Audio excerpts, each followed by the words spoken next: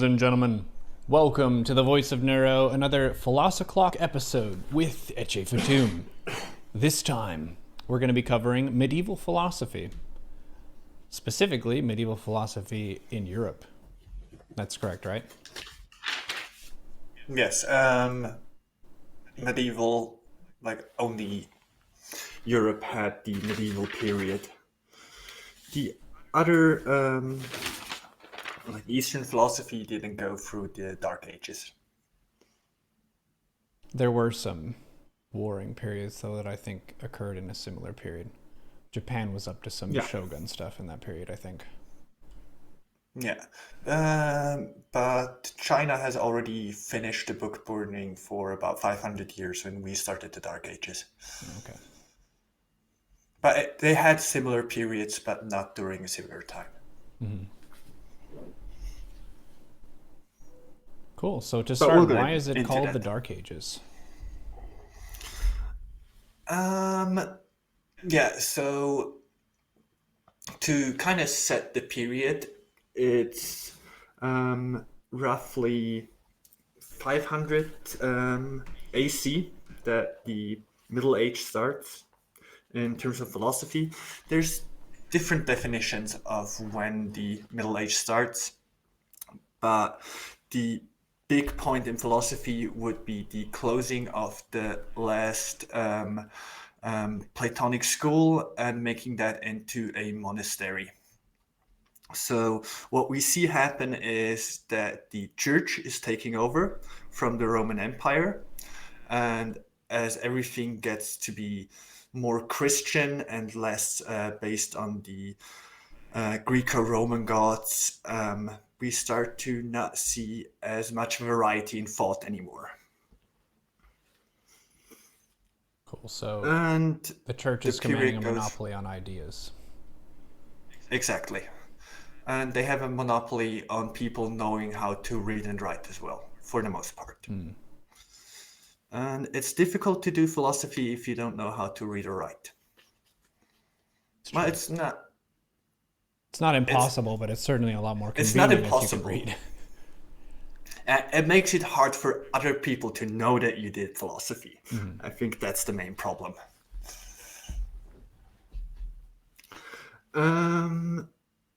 So one of the important points here is that there was the change in the Roman Empire. In 1313, Emperor Constantine made the Edict of Milano, and he basically gave freedom of religion to the people living in the Roman Empire. So before that, Christians were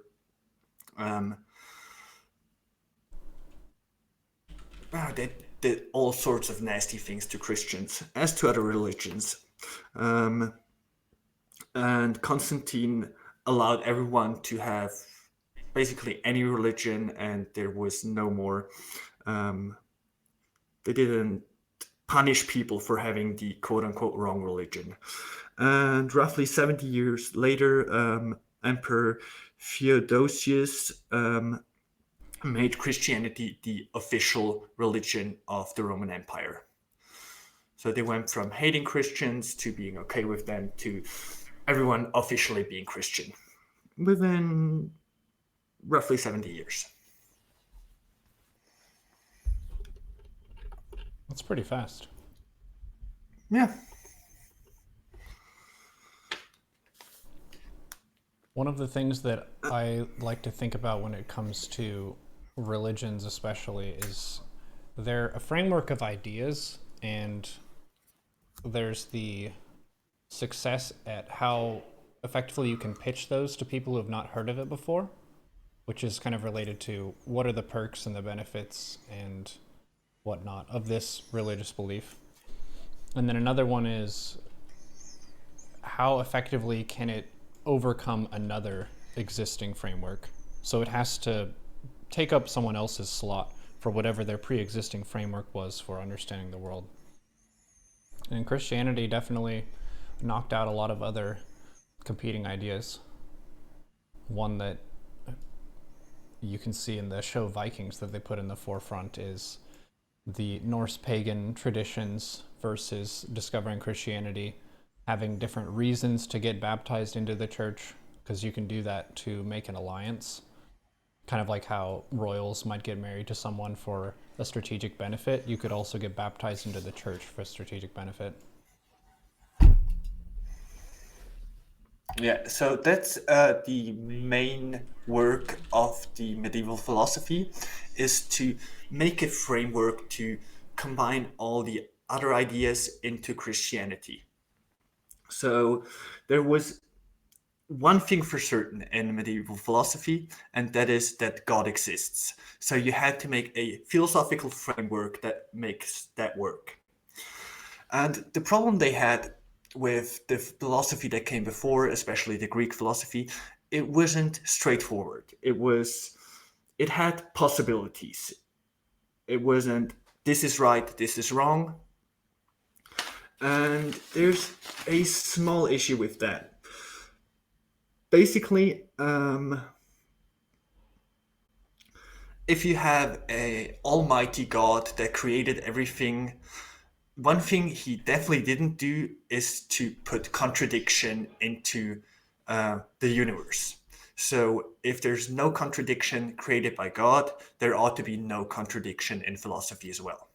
So everything has to be straightforward, and that's the work they did. So they combined all the different ideas and thoughts and made them as straightforward as possible, and giving them a framework that is not open to interpretation because there's no need for interpretation, because there's just this one solution. That's what they tried to do, at least. They failed for the most part, or it has been debated ever since, and we come to some ideas that have been around since the medieval ages and are still somewhat common. Creationism, for example, which is based on a medieval idea. I have a lot of family members who are creationists. For those who don't know what that is, young Earth creationists believe that the Earth was created about 6,000 years ago. Evolution is made up. It's not actually real. God pretty much put people on the Earth in their finished form. There were advances in technology and things like this, but they believe that we didn't go through major genetic change from species to species. Yeah, also that they buried dinosaur bones, or God buried dinosaur bones. They never really existed, so they just put there for us to have fancy things to find. Mm-hmm. Some people say that they were put there specifically to test our faith. And faith is a concept that I'm sure we'll get into quite a bit through this segment, but that's believing in something without evidence for it,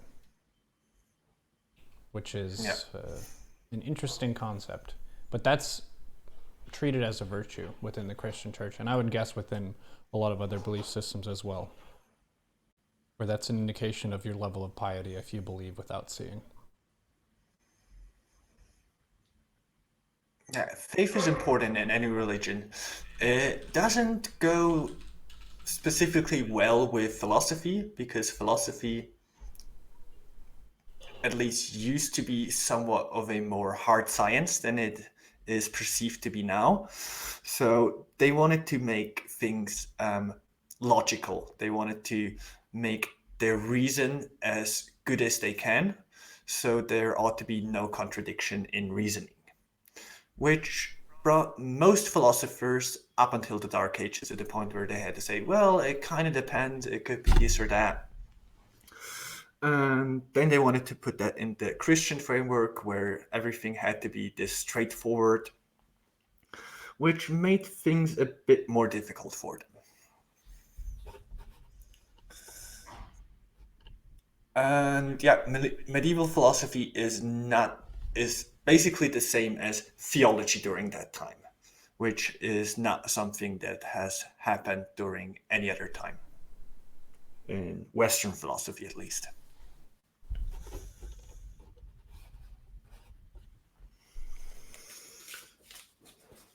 So I have 3 different sources of notes, which is probably not optimal, but at least there's a bunch of notes. have plenty of material to work with here. Yeah.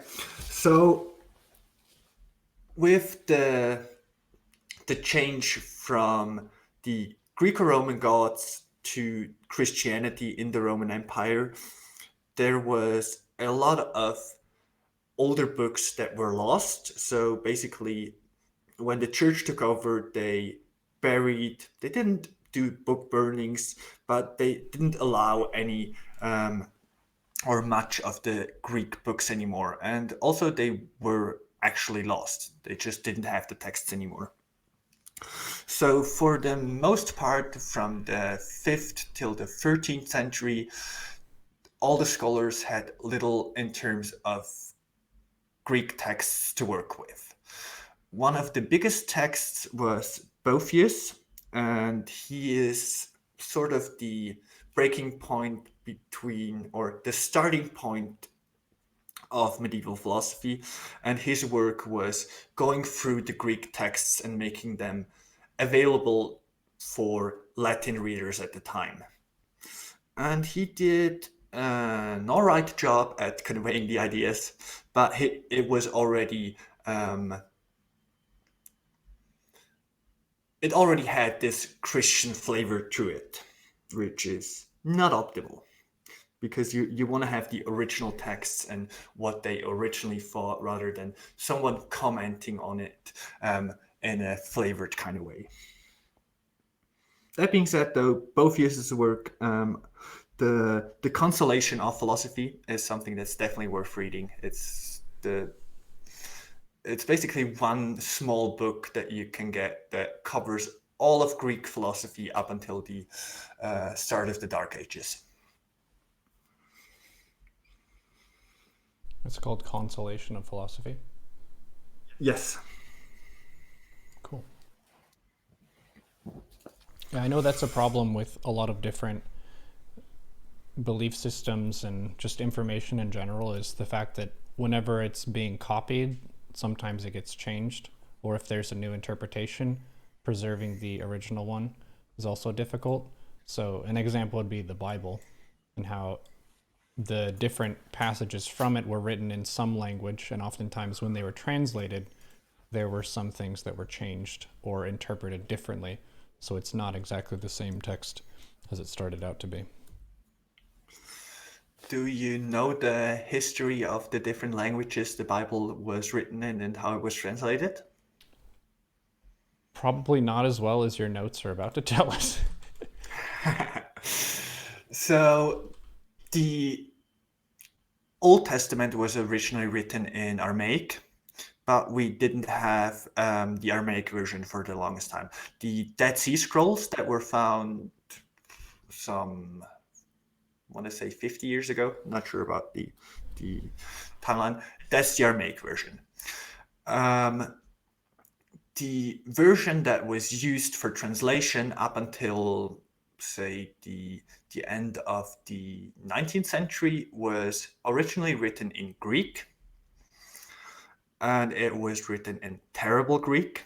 That's worth noting. So it wasn't up to the standards of the time. It wasn't like reading Plato, but it was just someone translating it, doing an okay job, but it was not something beautiful to read. Not at the time, not today.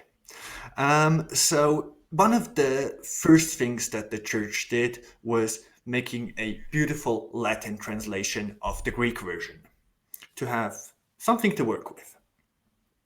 And there's already a few interesting changes that happened.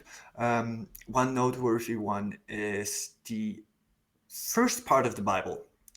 I'm not sure what it says in Greek or in Latin, but the English translation of the Latin version is first there was God. Now, first there was the Word, and the Word was God. And the translation of the Greek version would say, first there was the conversation, and the conversation was with God. So there's it has a similar meaning, but it's quite a difference. So there's many changes that happen when something gets translated. And from the Latin version came the King James Bible, which edited in a way to make it a bit more mainstream, I guess, would be the best way to put it. So it made it easier to understand. It made it more straightforward in terms of the teachings. It did do an okay job in preserving the main ideals of the Bible, but it was also politically flavored in terms of what do you want your subjects to know.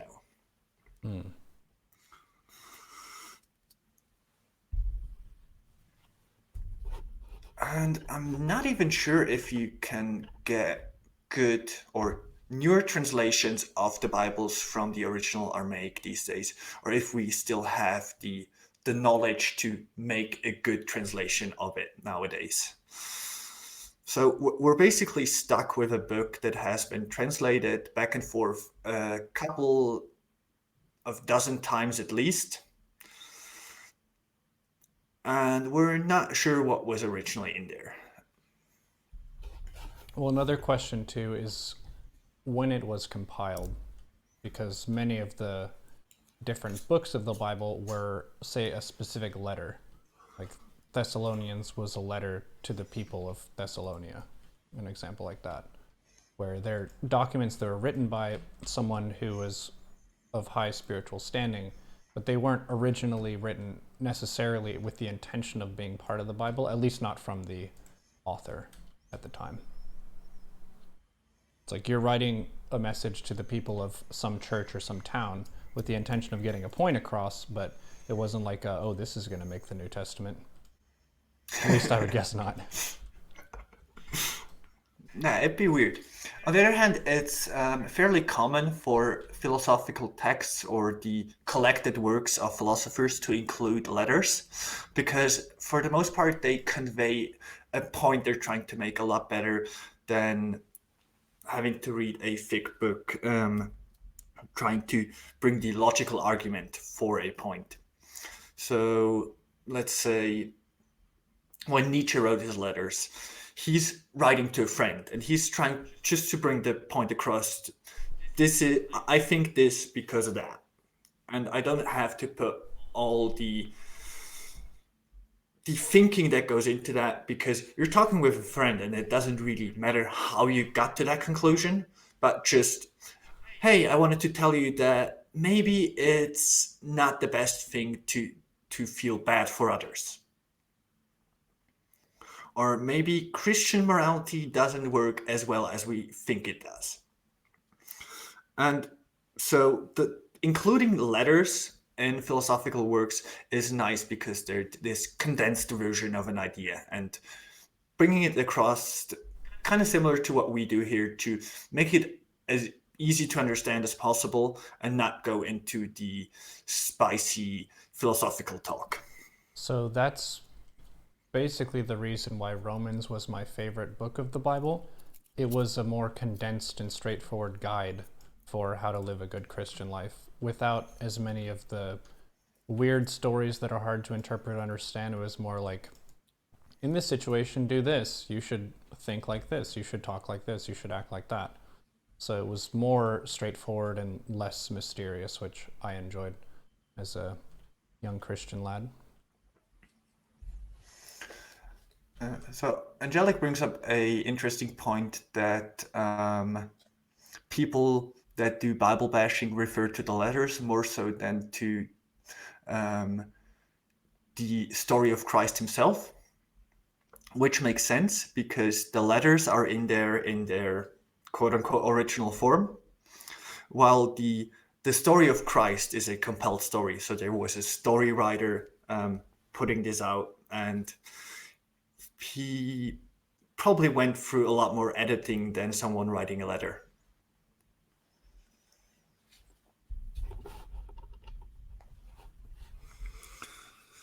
So, medieval philosophy is the school of scholasticism. And the word scholar, as we know it, comes from the scholastic school. So it's the origin of that term. And it had a huge impact on how we do philosophy and how we think about philosophy in the Western tradition. It's similar to what the Chinese were already doing about 1,000 years before we started with scholasticism, which is to take an old text and look at that text, look at additional sources for that text, and do an interpretation of it. So what Boethius was doing, this was the modus operandi for philosophy going forward. And something we're still doing. Not with the Christian flavoring to it, but still we're looking at an original text. We're looking at everyone that commented on that text and trying to get conclusions on what they were thinking at the time and how this applies to nowadays. And we have to thank the Christian church for that, because they really put this method into place, for the Western tradition at least. Thanks, Christian tradition. And this is something that did some good and some bad for philosophy. So we have different philosophers over time that either went with that tradition, Kant being a good example, that really went into detail about who thought what and why this is wrong. Kant was really good with telling people why they were wrong and going on for ages. And then there's other people like Nietzsche that just came in and, all right, I'm here now and this is what I have to say. I don't care what anyone before me said. Or at least I'm not going to comment on it as much.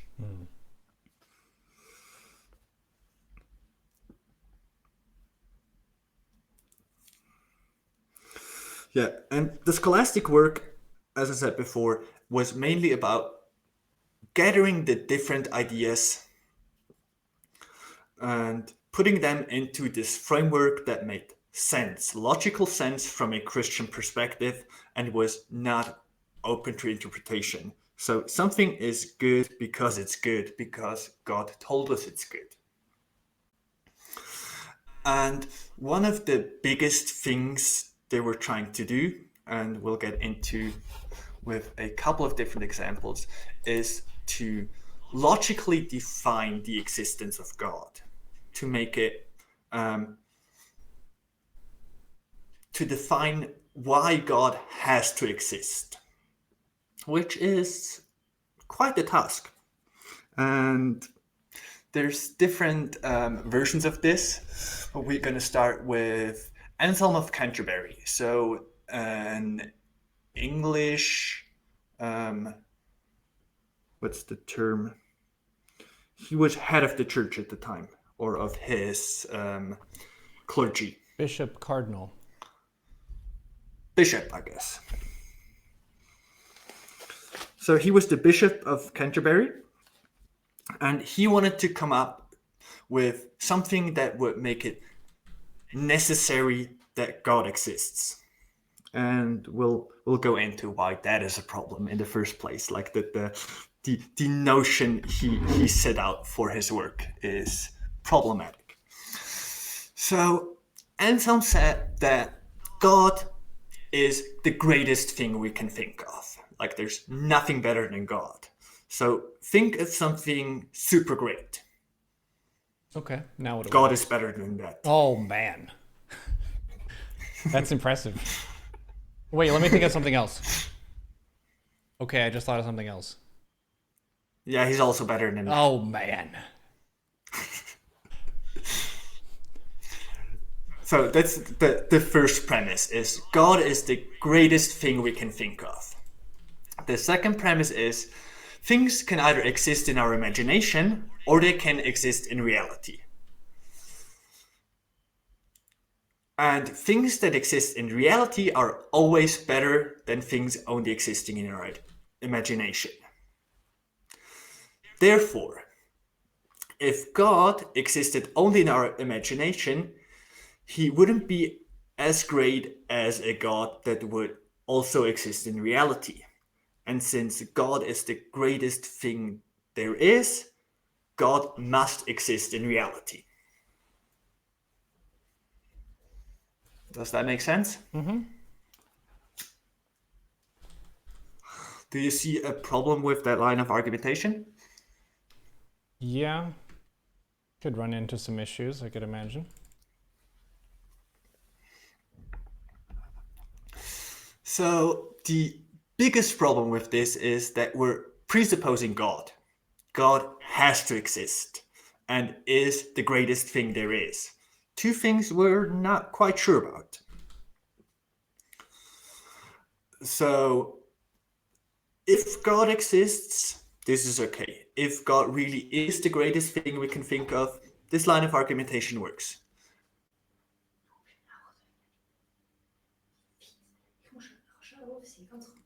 Give me a second, please. Okay.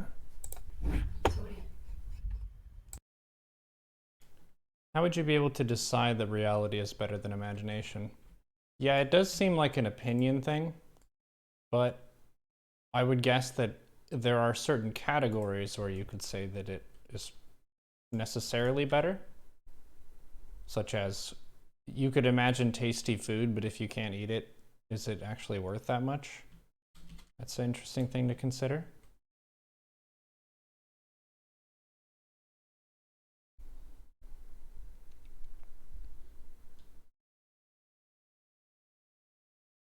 It's this explanation by Descartes.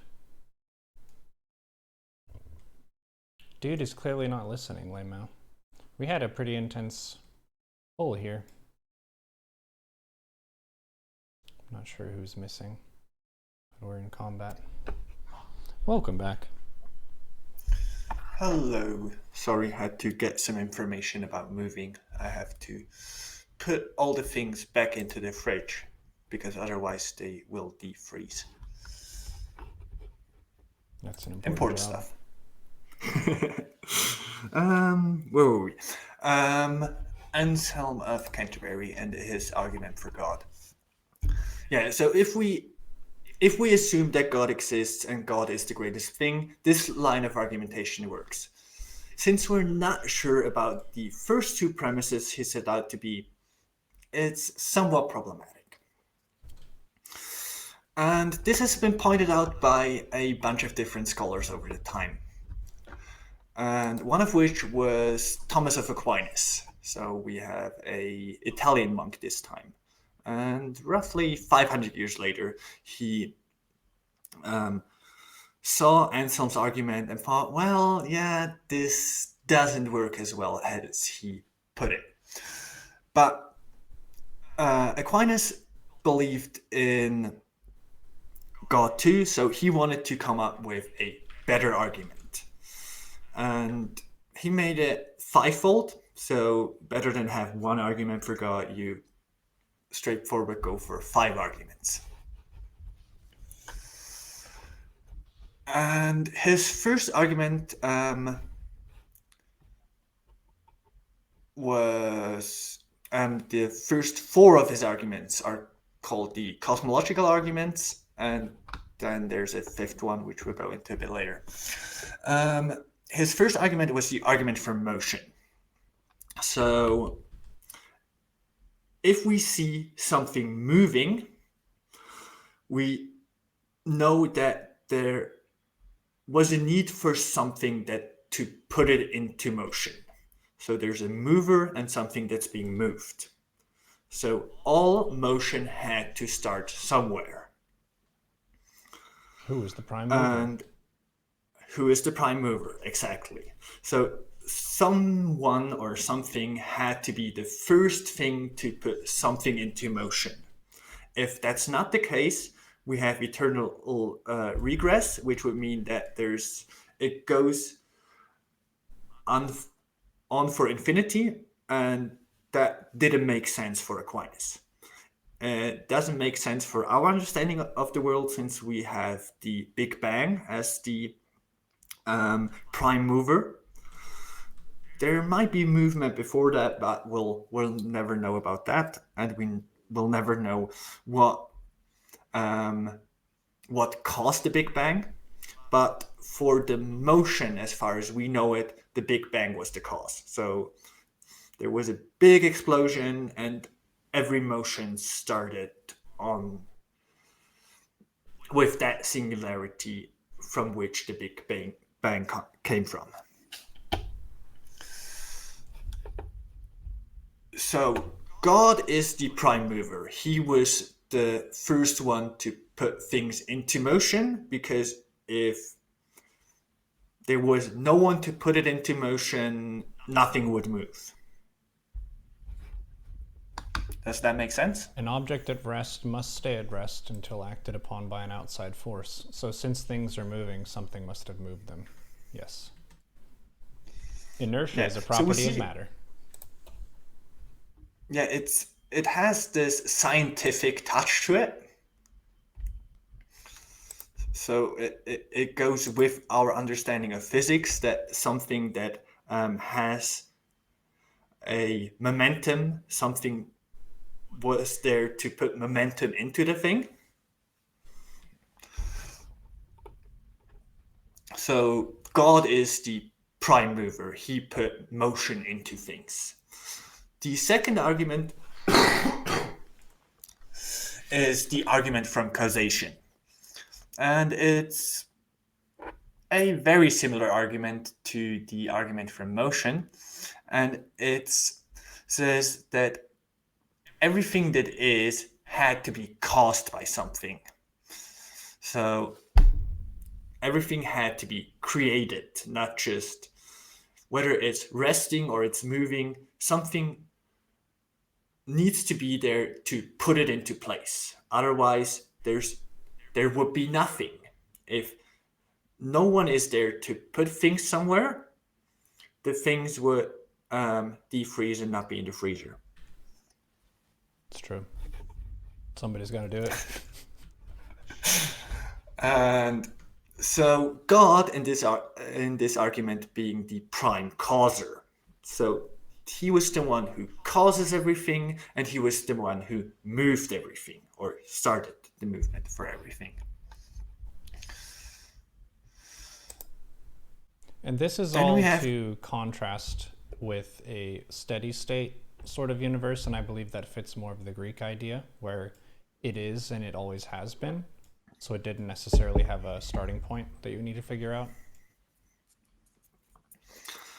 It wasn't a concern of theirs how this came into be.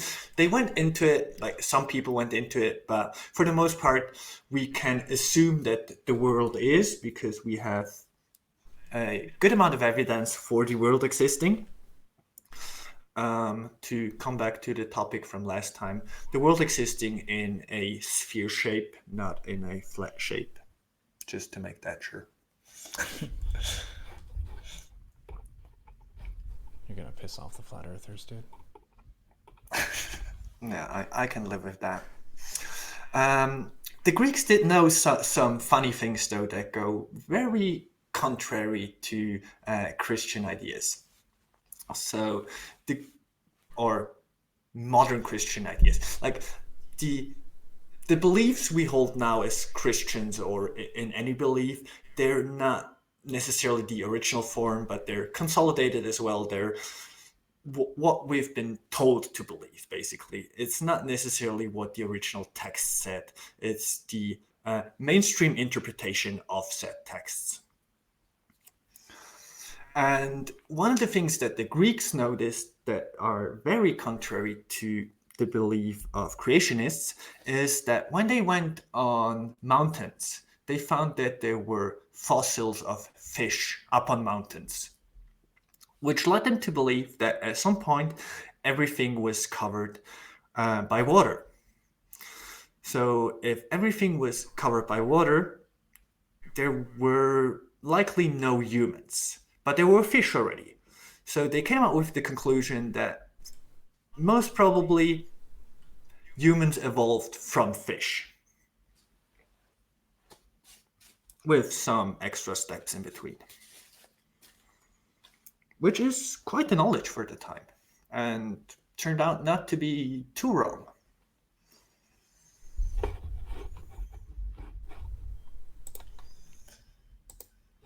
Well, by evolution through natural selection, humans and fish share a common ancestor, I think, if you go far enough back.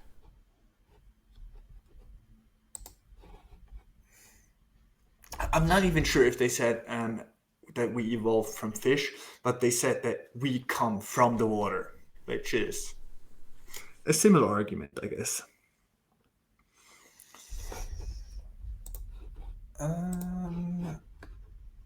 So the third argument that Aquinas came up with is the argument from contingency.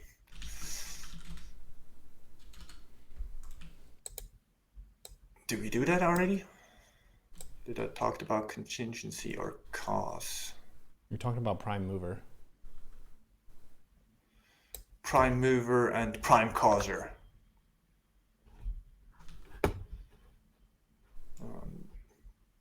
What is the contingency one? It's that things exist, which is might be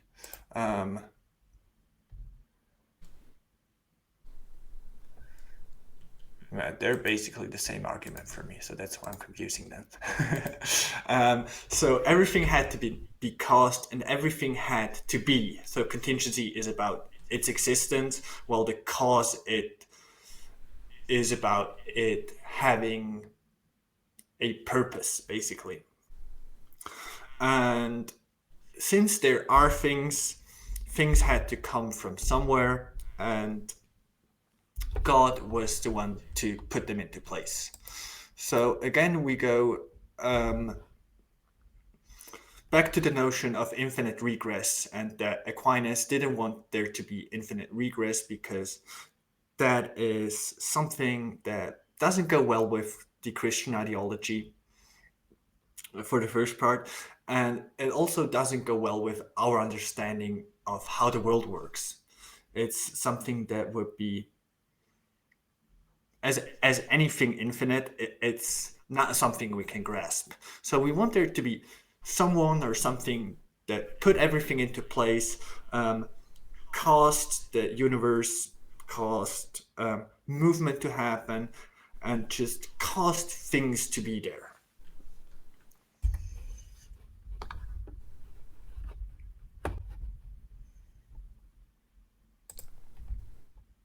I think the search for a reason for things, if I had to guess at it, is kind of innately human. It's not something that has to be taught to someone. A child has a lot of curiosity in that sense. We don't need to be told to be curious. It's something that we're really good at, to put meaning into things, although there doesn't necessarily need to be meaning in there. And it's a difficult task because we're very much limited to language to convey the points we're trying to make. And while language is very practical for everything we can grab or get a hold of, like go get me some water or put stuff into the freezer, it's something that is not very abstract. It's something that you can put the right meaning into. Everyone knows what you're saying, provided they speak the same language, and you know what to do. But if I tell you there's something out there that is outside of our understanding, it's the best thing there is, it's the greatest thing there is, interpretation of that is a bit more difficult. It's not something that you can get a hold of. So the more abstract the points we're trying to get across are getting, the more difficult or the more individual the interpretation is. There's little interpretation on putting stuff into the fridge. Yep. It's plainly visible. You can see the progress of that. That makes me think of defining what heaven is. Because when I was in church, people had quite a few different interpretations of what it was. Some people thought it would be something very pleasant for you and kind of your best existence manifested.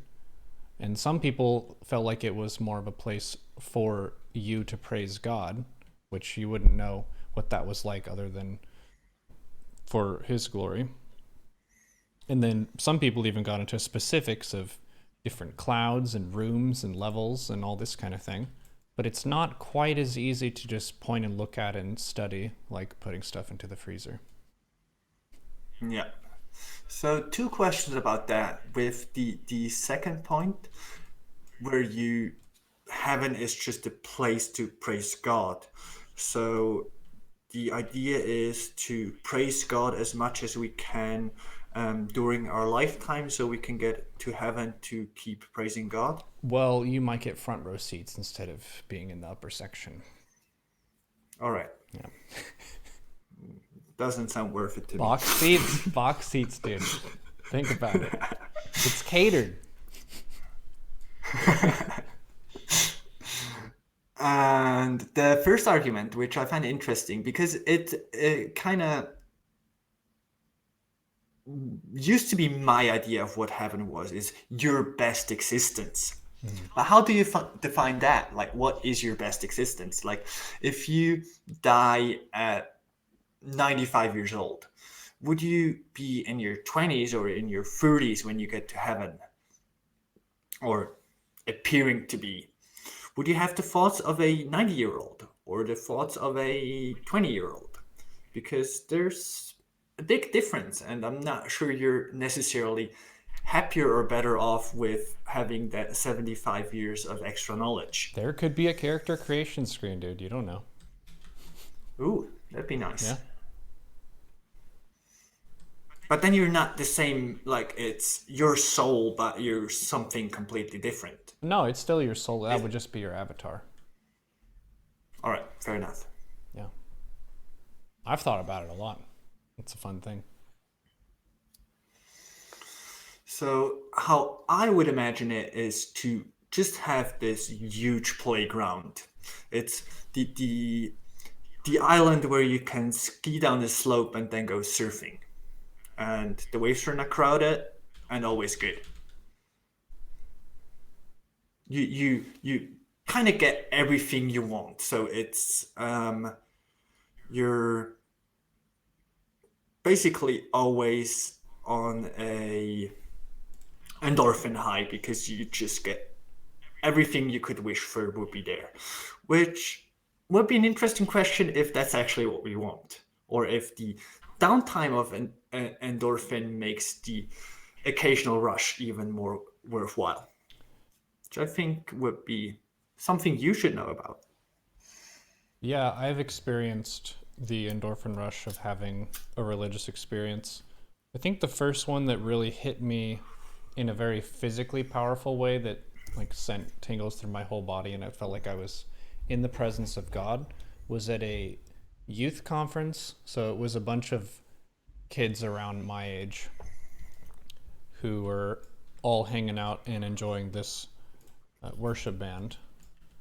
I'm trying to remember his name.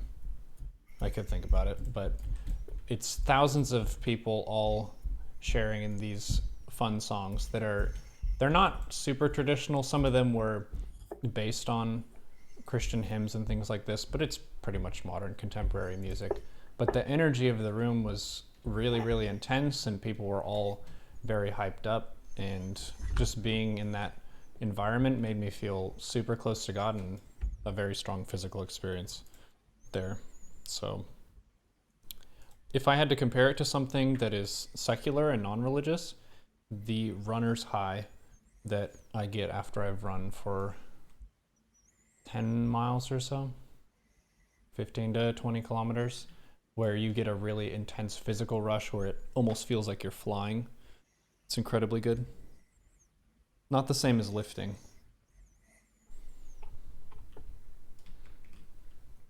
Yeah, I had one experience like that, but that was when I was already an atheist. And I was going to work at like 6 in the morning, and I had to go to Zurich, so biggest town in Switzerland. And I'm not the type to go up in the morning and be super excited about going to work. not that I don't like my job, the job I'm doing, but it's like getting up in the morning, getting there. It's not as fun as it could be. Mhm. Anyways, I was riding the bus to the workplace, and I saw like 50 people standing in front of a shop, and it was an Apple store, and they were waiting to get in there to buy whatever new product they have. I think it was a new iPhone or something. Anyways, I was sitting there seeing them and was thinking, there's so many things that would be worse than going to work now. And the realization from that was like, it's my interpretation of things. I might not be happy about having to go to work, but there's so many things that could be worse than this, than having a nice interpretation of it and feeling happy about being allowed to go to work, other than having to wait in front of a store for a new phone, was super uplifting to me, like a religious experience almost. And what I really took out of that is when you're traveling, you you look out the window more often. You trying to take in the experience. You're trying to get a grasp of the land you're in, of the people. And we usually don't do that when we're on our daily commute. We're not interested with the things we've seen 1,000 times before, although they might have changed, and they're still interesting. It's the our natural surroundings, and to going out with this traveler's kind of mindset and just being open to all the experiences is what I took out of that.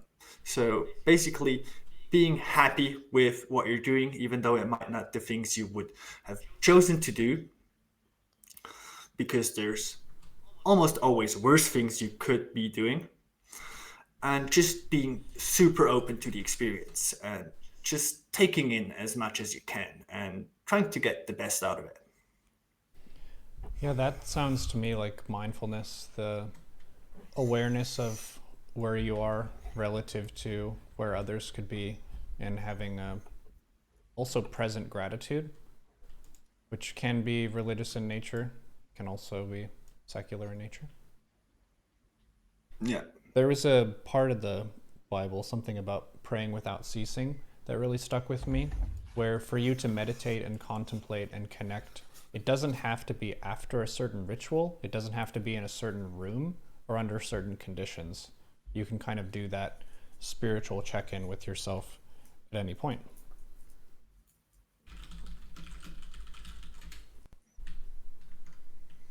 And sometimes it can be really valuable to do that sort of introspection and check-in, especially if you're stressed out.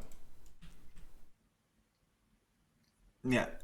That was one other thing for me, that there's a lot of power you can get out of faith, like knowing that there is something out there that put meaning into your life, knowing that there is someone that looks over you and only has your best inten- um, only has the best intentions, Mm-hmm. maybe not for the individual but for humanity as a whole, is something that can be super uplifting. It can be super powerful. But from my point of view, where God doesn't exist, that power still needs to come from somewhere. So if it's not from an outside source, it's something that's just within us. And it's something you can tap into whenever you want to or need to. And you don't have to believe in anything being out there for this to work. Mm-hmm. This is the faith in your own mind and the place you have in the world, which you can have as a secular thinker as well. The really reassuring thing about the Christian perspective on that is that you have a benevolent God who's basically going to sort out everything in the end, even if justice is not served on this earth by humans in our own courts and stuff. It will eventually be served, and also good people will be rewarded. Because oftentimes the best works that are done, many people don't know about. And people are all yammering about gossip and drama in the news, but you have some people quietly doing good work. Heaven and God is kind of a way to balance all those scales, which is a really nice thought. Yeah, that's true. On the other hand, I'm not sure whether an eternity of punishment or reward for anything is a measured response. So it seems like there's a lot of value put on the 80 years we have in this life that will determine an eternity afterwards, which, yeah, that they at least God should have put better manuals for us to know how to live life. Like something that isn't as open to interpretation. That would have been nice. Yeah, just because otherwise, one book etched into titanium so it wouldn't be destroyed. You couldn't burn it. So there's just one clearly correct document. But that's not faith, though. That's evidence. nah. I think the Ten Commandments get as close to that as possible. So these were directly conveyed by God to Abraham. Moses. Was it Abraham? No, Moses. Moses. Yes. So we have 10 directions on how to live our life, but they're still not as useful as you would like them to be. You know a bunch of things not to do, and you know a bunch of things to do, which is basically praise God. So praising God, not stealing, not murdering, and you're okay. There's a lot of leeway within that. There's a lot of things you can do which we wouldn't consider to be moral, but don't go against the Ten Commandments. Yeah, so just the directions we got after character creations were not as good. It seems like we're in a Dark Souls kind of games where you have to read the item descriptions in order to get any sense of what's happening. God, do you have a better written build order for life? If so, could you please send it to us? Amen.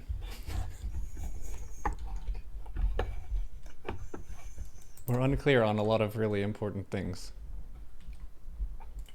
Please give a blue Will likely post. always be.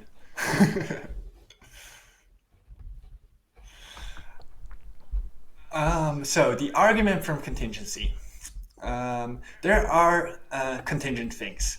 Contingent things can cause other contingent things, but there can't only be contingent things. So there are contingent things, they cause other contingent things, but it can't be that they're only contingent things. You gotta have more than one ingredient in the soup. Exactly. And so if there were only contingent things, there'd be infinite regress of contingency, which is not possible. Therefore, God must exist, and he is the one necessary thing that there is. Maybe I need to define contingency. So something that's contingent is something that's necessary. So while we all think that our life is important and that we're the best version of ourselves, hopefully, we're not necessary.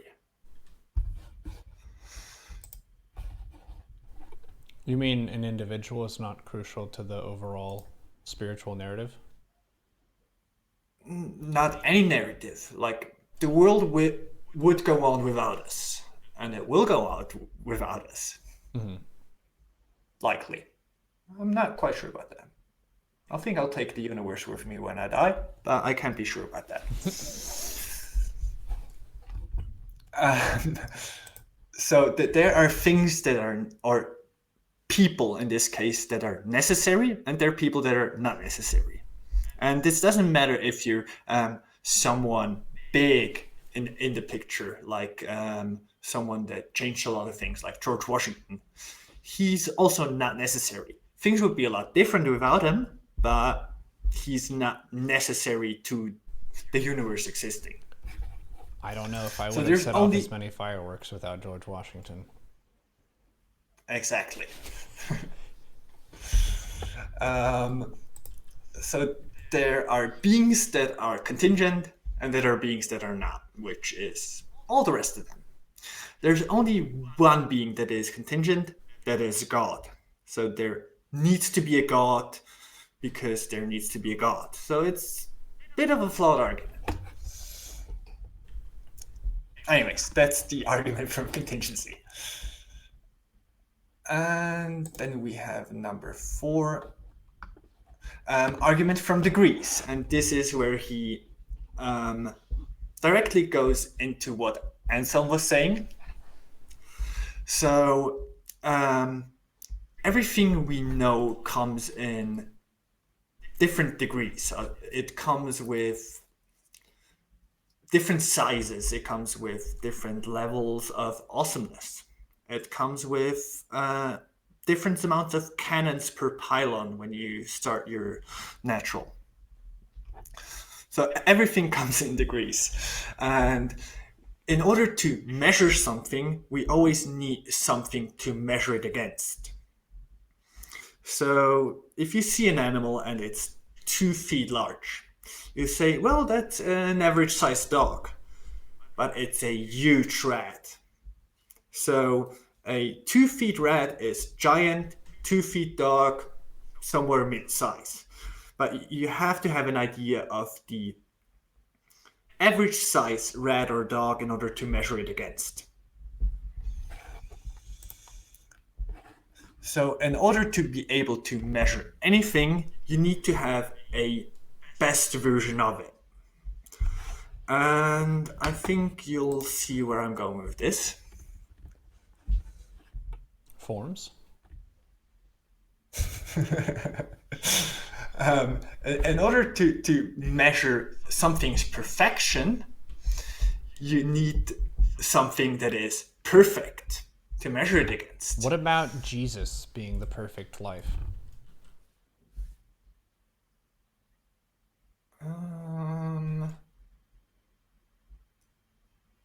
I thought that's where you might be going with this, but maybe not. I was thinking of Jesus versus God and what's the difference there. And Jesus was much more a human, so it makes it more understandable for us. And I'm not super familiar with everything he did or didn't do. I think he lived a rather well life, like based on the religious teachings. Calling it perfect, I think, is a bit far-fetched. That's what they call it. Like I'm just reporting that.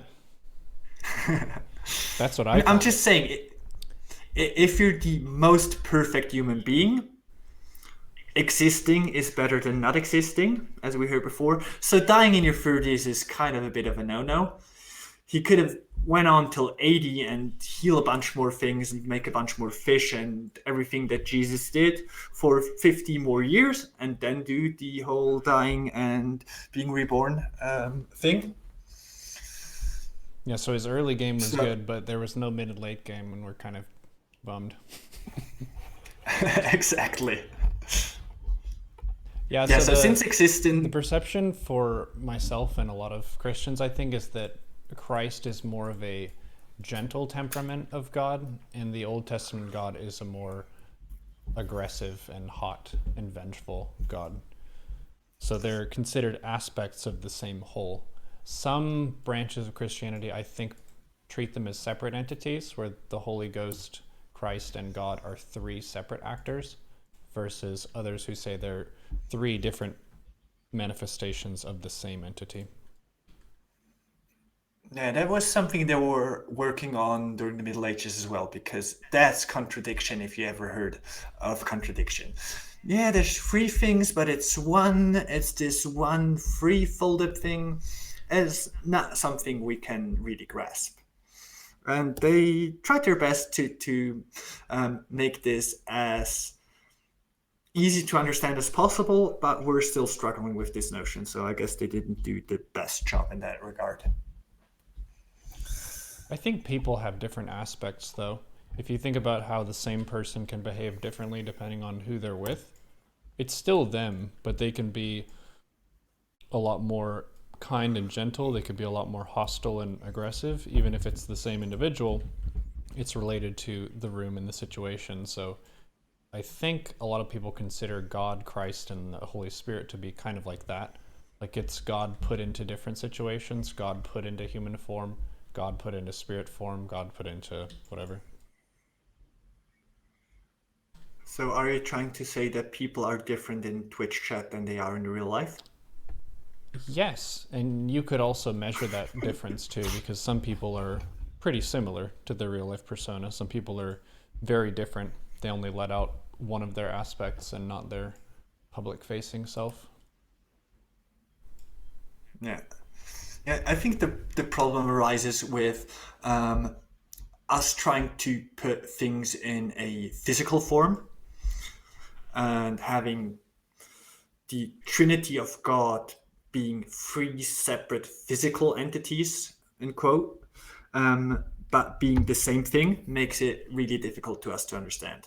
I think that's where the problem arises. Mm. But when you think about protos, they are many, like the protos when they still were connected to the Kala, they all had the same mind, basically. They shared a Or would collective it just consciousness, yeah. Yeah, so it was one consciousness shared over everyone. So they're basically one, even though they're separate entities. So we have theories for this now, and I think we could think of God in that sense, but it's still confusing. I didn't really have that much issue with it. That wasn't really a point that was confusing to me. I basically thought about God as main form is him, sort of a similar aesthetic to Zeus, who's in like clouds and stuff, and he's got nice throne, bunch of nice angels around, stuff like that, carrying out his business, and he can look down on the world. And then there's the ghost version, which is kind of like the apparition that would be around you, giving you courage or strength in a period of difficulty or helping you resist temptation in that kind of situation. But that would be the more local one. And then Christ is more of the person who lived in the world and is also inside of you in your mind and spirit, guiding you from within. That was my perception. Maybe other Christians in the chat could say if that's close to yours or not, if you believe in that in the Trinity. So for me, it would have been God as Zeus, as you put it. I'm not sure whether I thought he was the one making lightnings or if he lost that ability in the transition between being a Roman god and being a Christian god.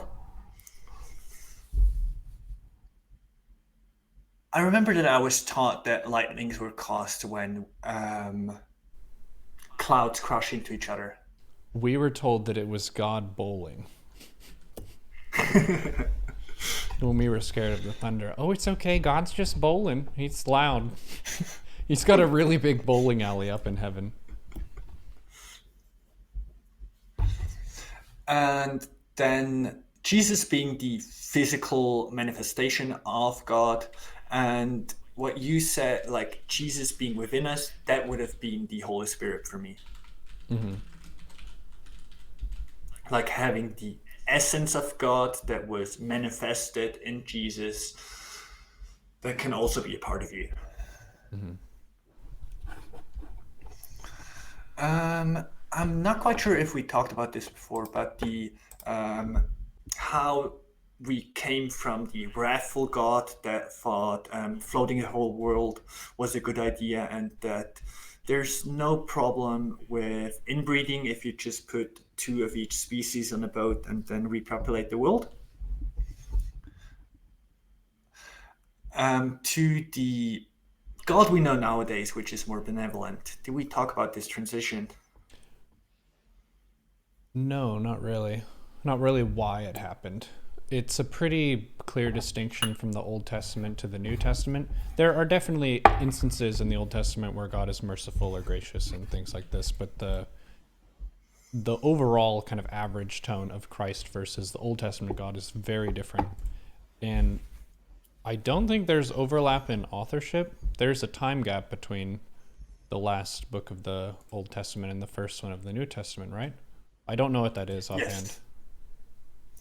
I want to say 600-700 years. So the Old Testament is it's difficult to date it, but I think the Dead Sea Scrolls were dated somewhere like 700 BC. And the New Testament was written after, I want to say 200 years after Christ was dead. Like, it's the first version we know it, which should put some problems with how well they knew what Christ was doing 200 years after. I mean, I barely know what I had for breakfast yesterday. Well, it's easy when you have oatmeal every morning. That's true. Yeah, so what happened in between was Zoroastrianism. Basically, Christianity as we know it came from a similar place geographically as Zoroastrianism. So we're in Persia and Babylon. They apparently had the overlap of what we know as Christian faith now and Zoroastrianism. And Zoroastrianism had this really awesome benevolent god, Ashura Mazda, that was the all-good, that caused everything and made everything in his likeness. And there was the devil, Ahriman, that was the opposite of God, and he was trying to destroy everything and be the anti-creation, basically. And when these two got into contact, what we now know as Christianity took a lot from Zoroastrianism in terms of the way they look at God and what God should be like. Because, as you said, it's nicer to have a nice God than to have a indifferent or wrathful God. Yeah, life is pretty harsh, so people were looking more for relief rather than punishment, I think. People get punished enough just with illness and the evil of other people. You want God to be on your side for sure. Yeah. So how philosophy treated God during most other time was most Greek philosophers acknowledged the gods, whether this was out of a necessity to not go against existing beliefs and just acknowledging, all right, there are gods, but they're not important to our case.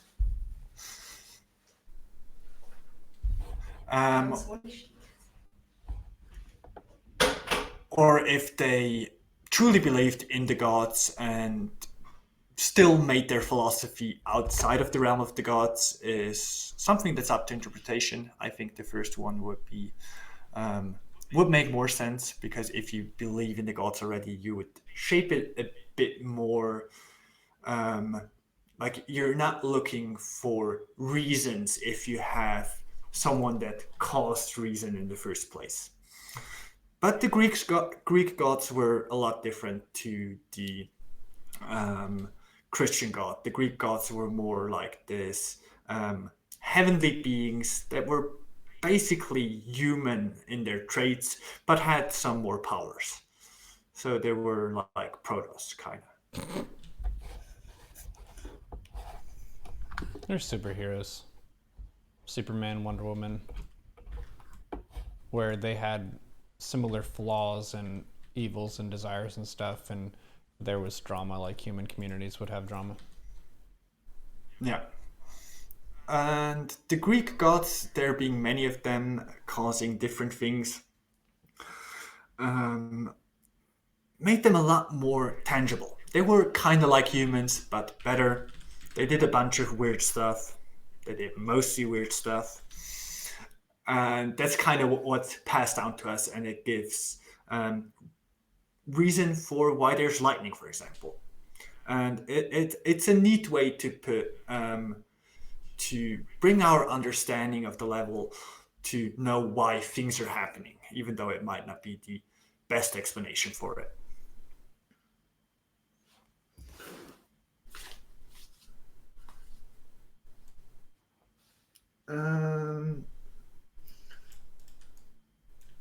Yeah, and the scholasticism basically took these different ideas from the Greeks, the Romans, and the Norse tradition, and to put them together, like get the different concepts as far as they were aware of it, because there was a lack of books they had at the time.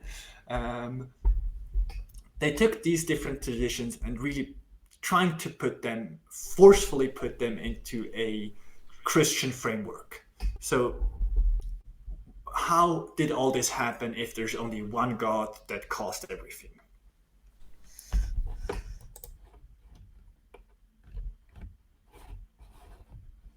All right. That is an interesting aspect of Christianity and religion as well. Is if you look at the local practice and interpretation of a religion, it often has some local customs or aspects weave into it. Where if the local people like a certain tradition and a thing, it'll be woven into Christian tradition in some way. Well, yeah, that's true, but it actually still connects to Christ and God. And they'll maintain that, but it doesn't really spread because it came from that local culture. One good example for this is, again, Zoroastrianism, which had a huge impact on all monotheistic religions. And I'm not sure what time this was or how this exactly came to be, but basically what we now know as the Muslim faith took over a part of Persia and took over a bunch of Zoroastrian believers. And they told them, well, you now have a new God. This is our God. He is better than your God. And if you want to stay alive, you better believe in our God. My God can beat up your God. And the Zoroastrians took this rather well. They said, well, yeah, we'll pray to your God. That's all right. But there's a small issue we have. So you usually pray to your God 3 times a day. We pray to our God 7 times a day. Whoa. So would it be okay to you that we keep on our local custom and praying to now your God 7 times a day, not just 3 times? And they were like, all right, we'll do that. And so now in Muslim faith, you have to pray 7 times to God each day.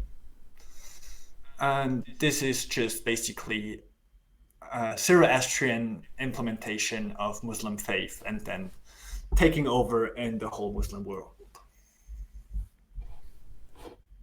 Maybe it's 5.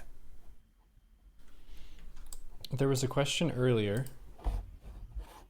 Does the speaker think that humans have a divine palace over all other organisms, or that every life form shares the same energy source, or God? Do you think humans are above animals? I think that has mixed responses within Christianity from people I've met. Some people say that we're above them and we're supposed to be the keepers of the planet and all this, and others say that we are one with creation. Yeah, so since I don't believe in a God, I don't think I can answer this in a simple form. So I think that there's a lot of different degrees to this. Are we above animals? I would say so, just in terms that we are the apex predator now. We are the species that does a bunch of weird stuff that no other species has ever tried before.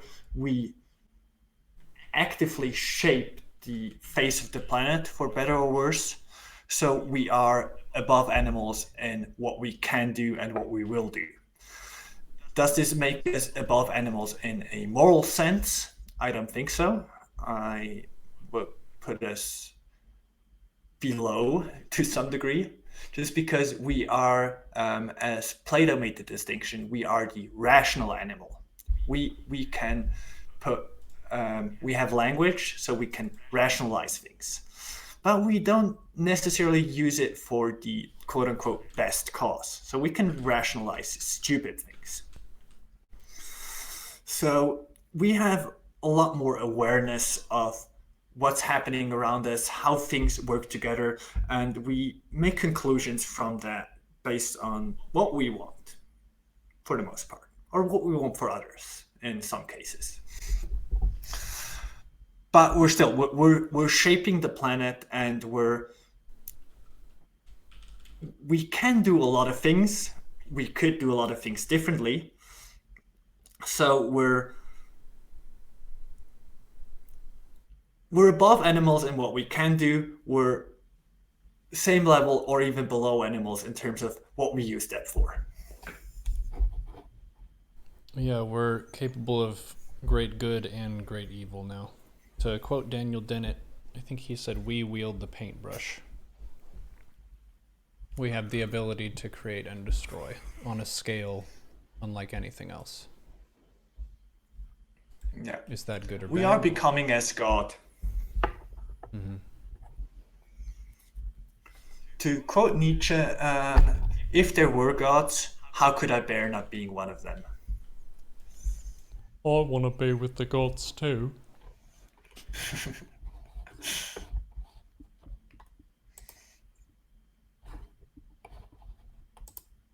Yeah, I hope that answered the questions. Or the question. Back to Aquinas. So these are his first four arguments. The cosmological arguments. So the argument from motion, so God being the prime mover. The argument from causation, God being the prime causer. The argument from contingency, God being the thing that put things into place in the first place. I think I can't say that, because if there then would have been a place before that. It's difficult. Yes, something had to be there in order to put things there, but if there already was something, why put things because there already was? It doesn't really make sense. And fourthly, the argument from degrees. Since we have to measure everything against something else, there ought to be something that is perfect, that perfect being God. God is the best. Exactly. One thing that was a fun meme of this character I'm playing now, Neuro, is that what if God was a goddess? I think most of the major religions have a male, or at least male pronoun, God. Are there examples of ones that have a goddess instead? I don't think there's a monotheistic religion that has a female god, but when it was polytheistic, like Mother Earth and the Earth Goddess, it's a really common theme. So for the longest of time, most of people believed a female or a mother to give birth to everything, which makes more sense. Men don't really give birth to things. We're good at destroying things for the most part.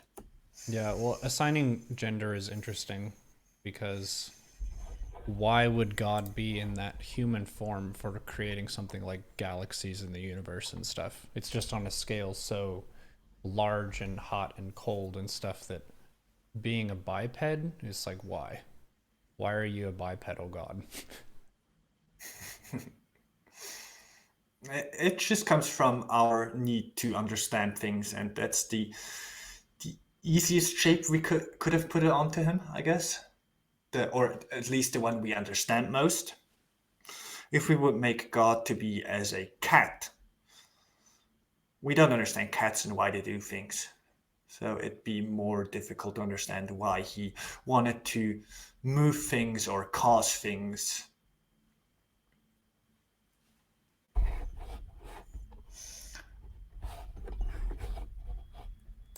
Yeah. So we have the prime mover, the prime causer, the most awesome thing that created everything. This is a solid argument for God, more or less, but it has some problems.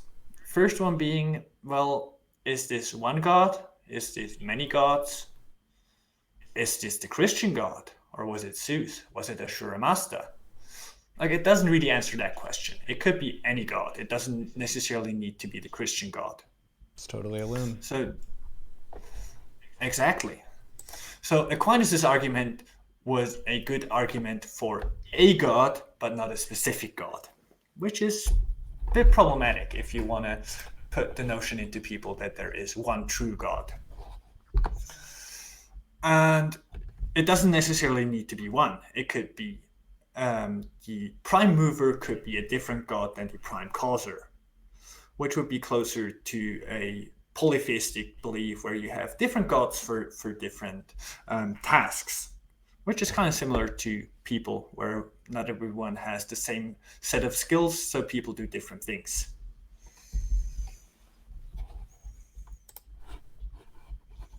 We've got a team of specialists versus one ultimate who does everything.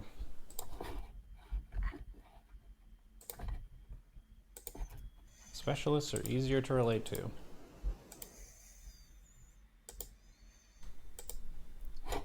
And so we have the last argument from Aquinas. And this is what we understand as creationism nowadays. So imagine you're walking through the forest and you find a clock.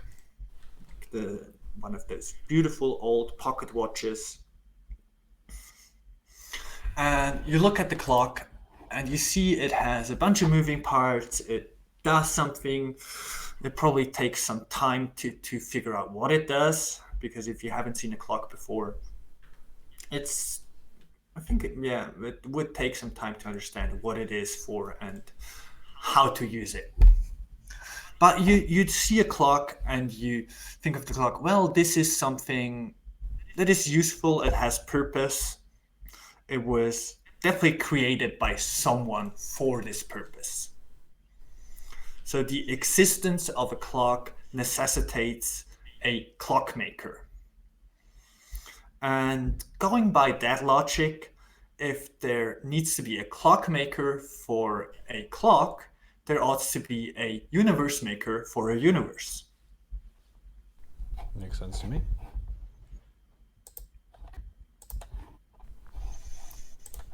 iPhones don't just sprout out of the ground.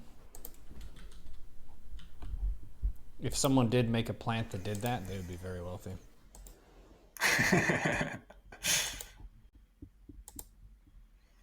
Environmentally conscious iPhone production. Grown from tubers.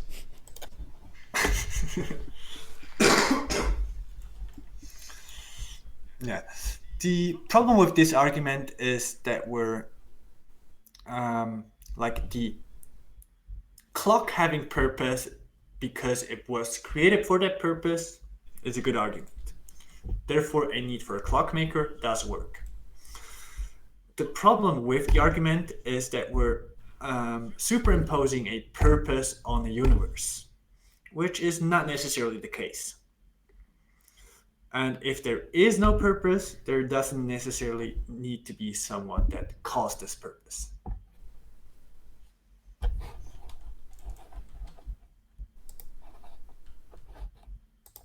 Having a purpose gives me mental security, though. I have one, thanks. It is nice. Even aside from religion, I think the quest for purpose is an ongoing one that's pretty high difficulty in life.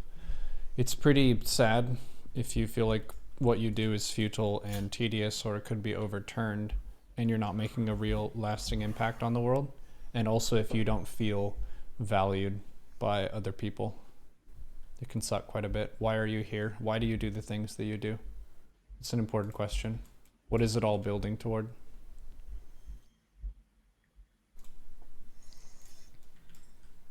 Yeah, I think that it's the biggest quest we have in life is to find a good source of a purpose, or to even harder, give our own life purpose. And it's something that was written about a lot and is not something to take lightly. I think what we tend to do is to try to forget that we ought to have purpose and distract us as much as we can, just in order not to have to think about that or not to have work towards that. Mm. It's heavy stuff, and it doesn't always yield like exciting and happy results when you're trying to figure that out. You don't really treat it like a pleasure activity of, oh yeah, what are you going to do Saturday? I'm just going to sit down on the couch and think about my purpose. Oh really? That's pretty wild. You're a party animal.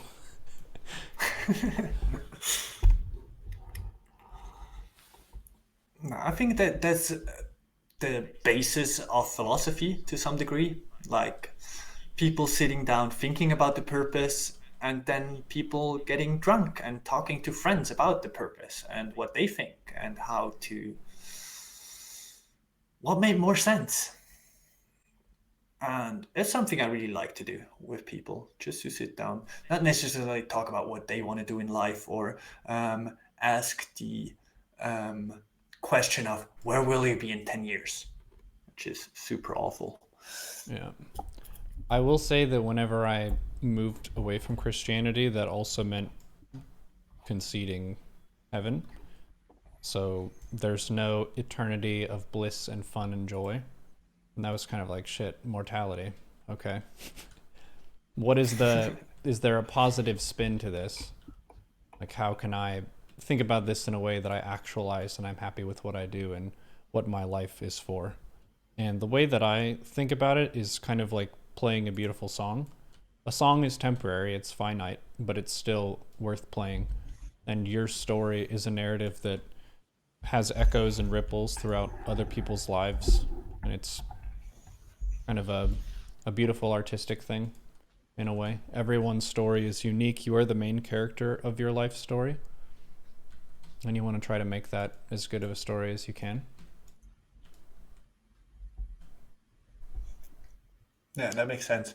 I'm trying to find a video game analogy for the need for a time limit, but maybe in chess, where you, depending on the setup, have a certain amount of time, which can range between, I want to say, 10 or 15 seconds you have to move a piece, to a couple of days because you're writing letters back and forth.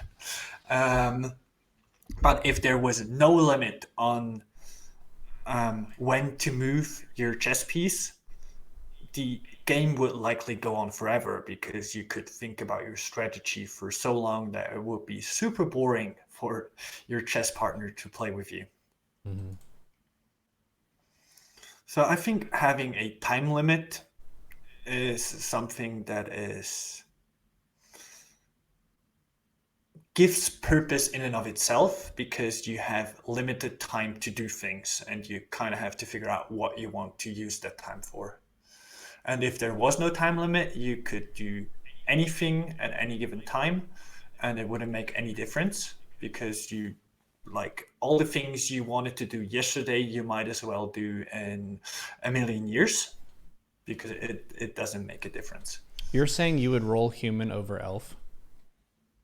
You think it's better? I would rather be an elf and live for like 3,000 years. I take that over 100 easy. I think having a longer time period would be nice. I was when you asked the question, I was more thinking about physical properties within the same lifespan. Mm. And elves can walk over snow, so being this light, I'm not sure snowboarding would still be fun. So I might do 80 years as a human just to have some fun snowboarding. Nice. This was my snowboarding century.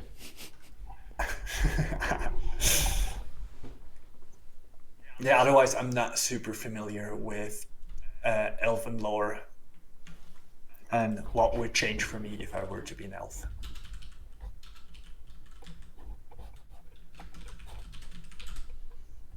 I would totally be an elf.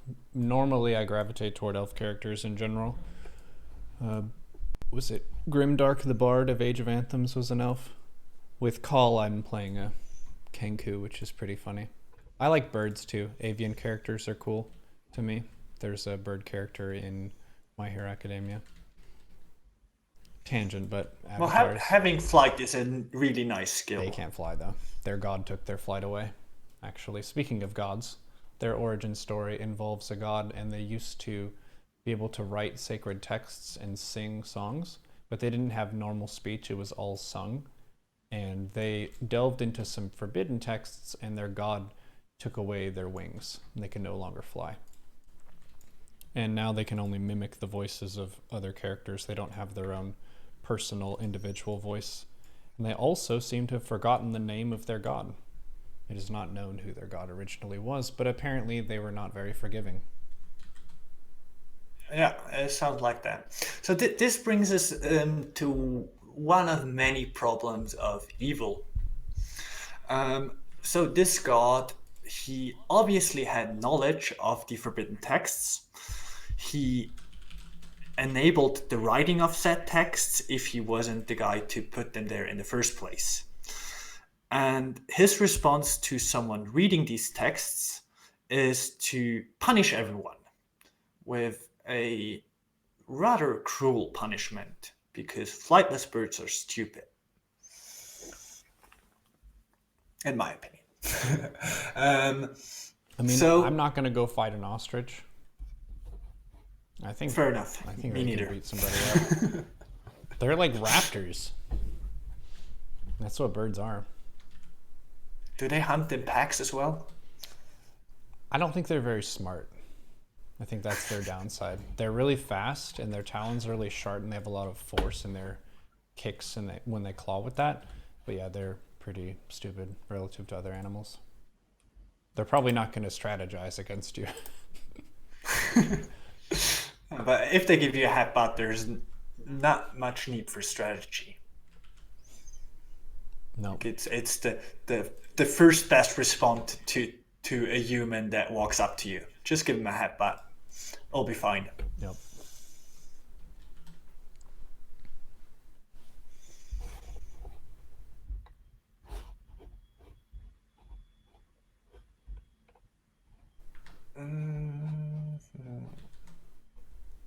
Taking a look through chat if something worth talking about came up. If Christianity had any solid foundation, it would be a science, not a religion. Yeah, that's that difficult claim to make. I'd say that what's your definition of solid foundation, and how to have a solid foundation for something that is outside of our realm of understanding, both physically and mentally. So one could argue that there is as good scientific evidence as there can be for a god. But the notion of religion being something that requires faith, which is trust in something that we can't base on our understanding of science, Christianity will always be a religion, and there cannot be a religion that is based on science. There's different degrees on how a religion can work with our understanding of science, and Buddhism is really good at this, where they do their best at incorporating our understanding of the world scientifically with their understanding of the world religiously. And Christianity, for the most part, didn't do the best job at that. It's getting better, though, I think.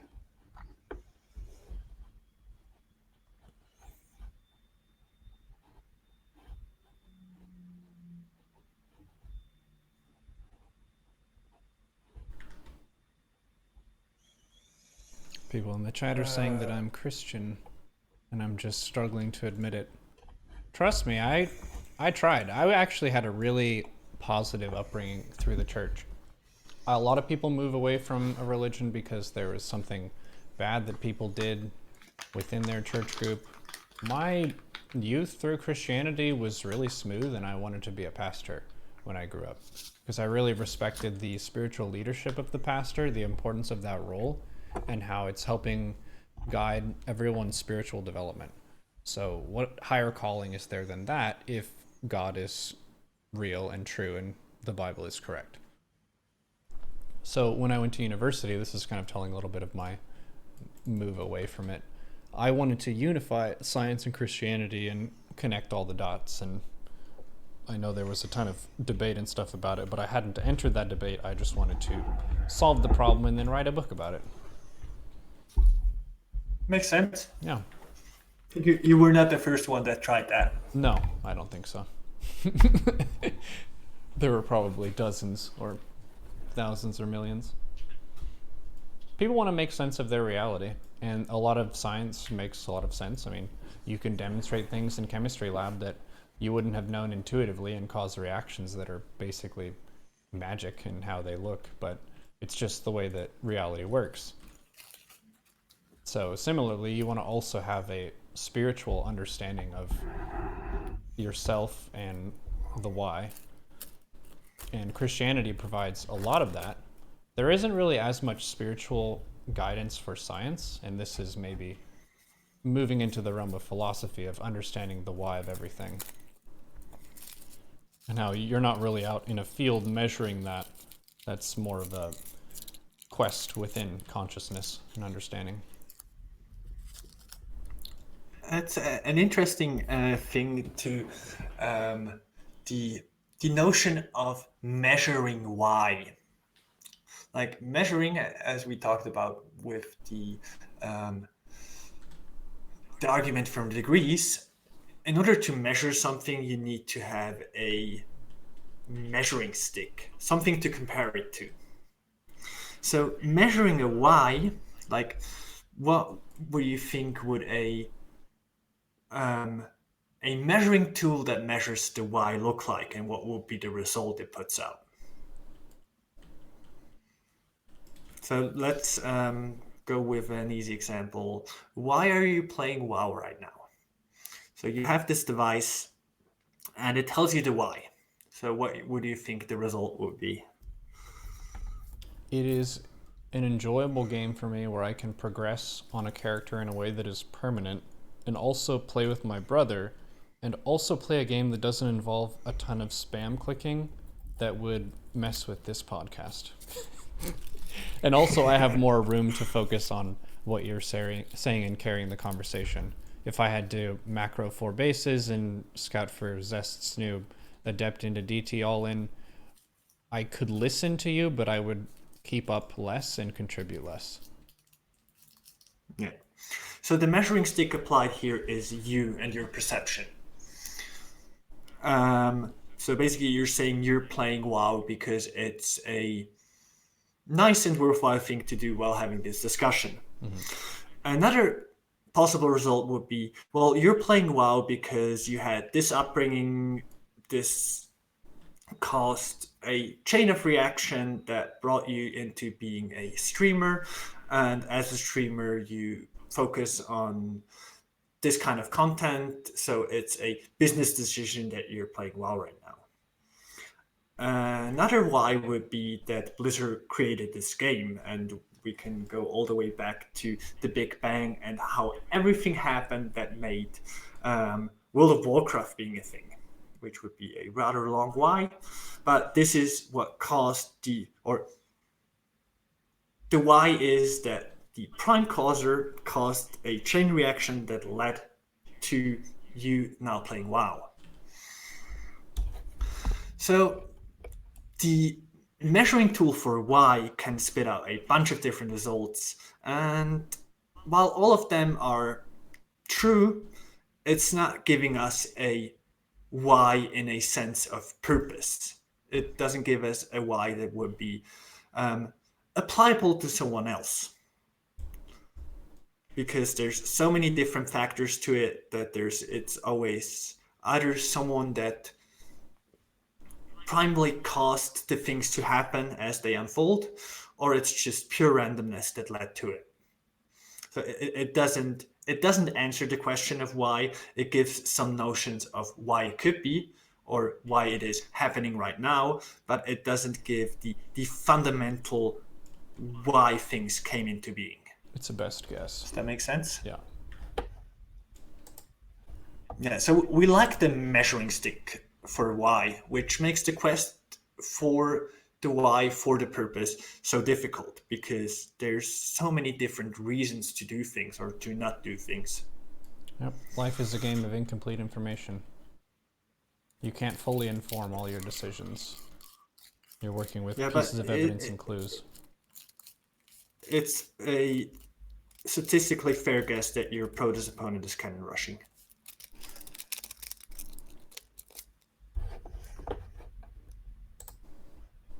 I think that this is a good point, that within science, we work with probabilities. And things are scientifically proven if their probability is high enough. So a apple falling from a tree when it's ripe is something that will happen in all the cases that we've ever studied, so it will likely that it will continue to be that way. So science is something that we can prove based on past evidence and make predictions about the future.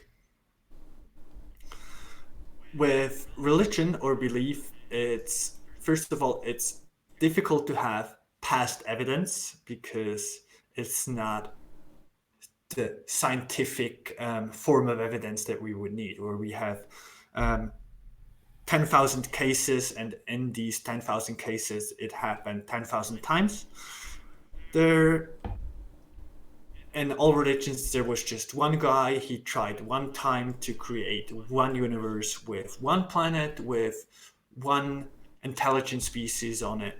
So we lack the amount of data to know or to necessitate the existence of God scientifically. Yeah, that's something that I wondered growing up, was that if God is real and everything is as he said in the Bible and stuff, if there are aliens out there, what is his relationship with them like? Because they wouldn't have access to our texts and our teachings. Did he visit them as well on a separate occasion? Maybe he gave them a better version. Maybe. Maybe we can compare notes. Exactly.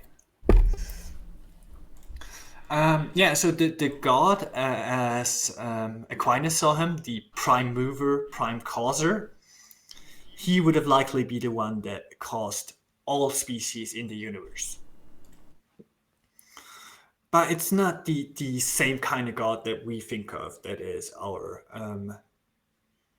personal savior and is the bipedal thing that kind of watches over us in a spiritual kind of sense.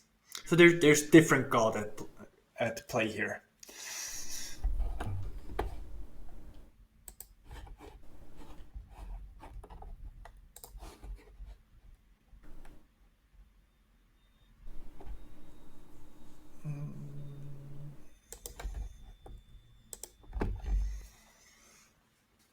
Looking through my notes to see if we covered everything important. I think we know that God is awesome now, that he caused everything and moved everything.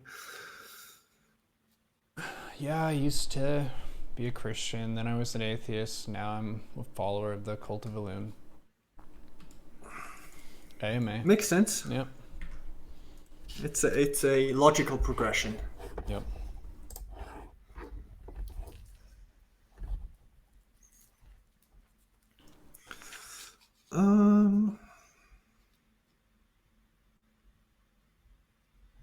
Yeah, so I think I'm just going to give a quick summary of what we've heard and what happened during medieval times and how this will relate to philosophy going forward. So, religion in the Middle Ages, or philosophy in the Middle Ages, was about religion. So they tried to put everything into the Christian framework. And they did so with all the old texts they came across, which wasn't that many. And this profoundly changed our understanding of God. As we talked about before, there's this shift between the old God and the new God, when Christianity, or the basis of Christian belief, came across Zoroastrianism. So the medieval ages and the work of the Christian church, the theologians and philosophers of the time, was to give us scientific understanding of what God is like, why God is the way he is, and why all his teachings are as awesome as they are, because he is the prime awesome thing.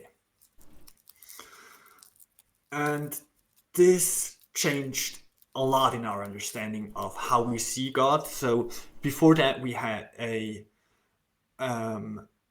we didn't have a monotheistic religion. We had a bunch of different gods that were weird guys that were mostly partying or doing other weird stuff. It was something we could grasp. There were different gods doing different things for different reasons. Now there's just one God doing one thing, being God, for God knows what reason. But for the most part, we got over that. We understand now that God just is. God created everything, and it's everything to his liking. But it took a long time for us to get there intellectually. So it was a bunch of different steps we had to take.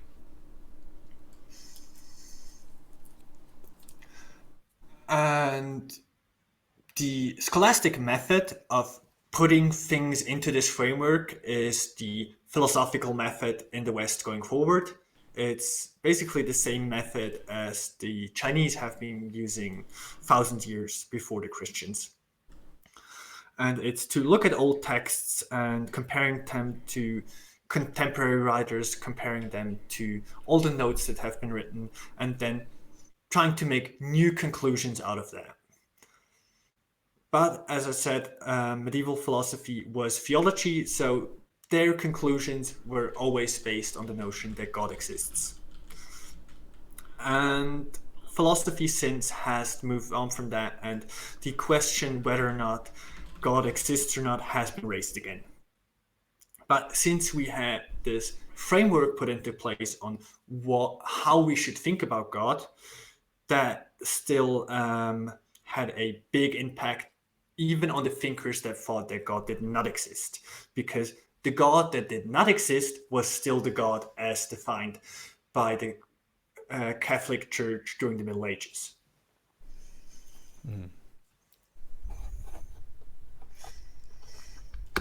The perception of God has definitely developed over time. You could even take this further into how Christianity has changed throughout it being in Europe and also moving to the United States and also Latin America and Africa and China. And whenever it changes hands and changes minds, it changes in its interpretation and also the local custom and how people behave and conduct themselves and stuff. They're still going to observe a lot of the local etiquette and communication styles and things like that while integrating Christianity. And it's definitely a popular belief system. Works for a lot of people. We have Christians in the chat who have been listening. Appreciate you being here. We have people who don't believe in any gods in the chat as well. All ideas are welcome. It was fun covering this with you, HF2. I want to say something about what Karmsquid said about Christians believing that everyone that lived before Christianity would go to hell, which can be correct based on your interpretation, but for the longest of time, especially during medieval times, we didn't have just heaven and hell. There were different degrees of hell, there were different degrees of heaven, and there was purgatory, which is the in-between kind of state. And for everyone that lived a good life based on Christian ethics, but was of the wrong faith, they went to purgatory. So this was the place to be. All the good people were in purgatory. Also, all the unbaptized children, because they didn't have time to do anything bad yet, and because they were not baptized, they didn't have the right faith yet. So it was impossible to get into heaven in the Christian faith before Christianity was a thing, which is kind of a non sequitur. Like before Christianity, how could you get into Christian heaven? It didn't exist yet, neither practically nor theoretically.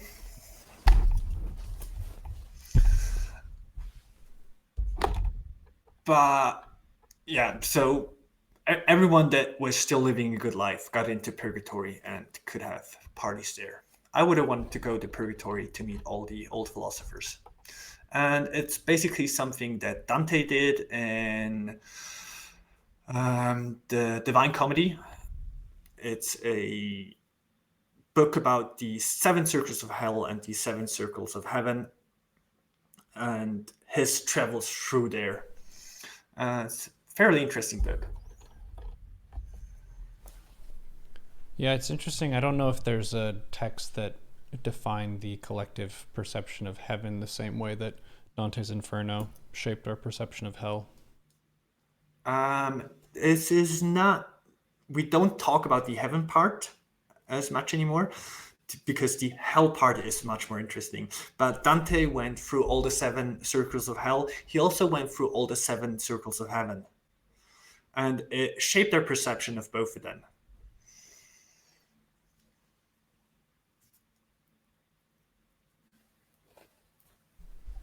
Have you read it? Should I read it? Yes. Should I had read the English translation of it because my Italian is not good enough to read it in the original. And it is a medieval text, so it's fairly scriptic. It has some really nice quotes, like some passages are super nice, but overall the text, I think you're better off reading a synopsis than reading the whole book. And hope they put some awesome quotes in there. Read the cliff notes. Exactly. One of them that stands out is when Dante stands at the port of hell, like the entrance to hell. It has written above it, "Abandon all hope, ye who enters here." Oh boy. Which I think is... It's pretty spooky. Foreboding. Yeah.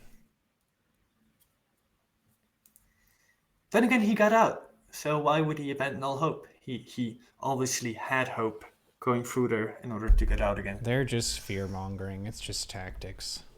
Hell is not that bad. They work 4-day weeks. It's actually pretty decent benefits.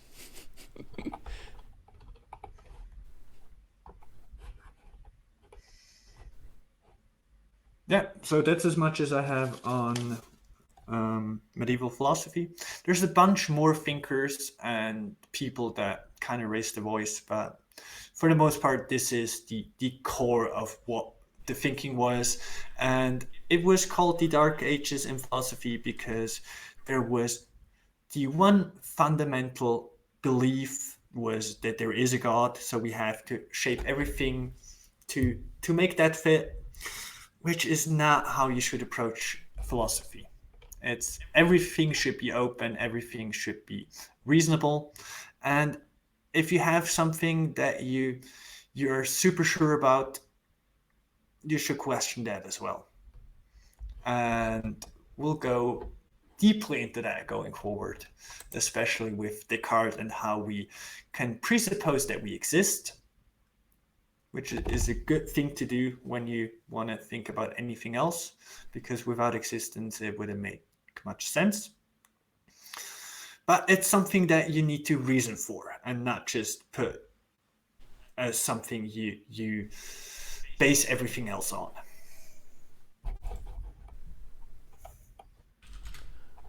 An untested belief is pretty weak.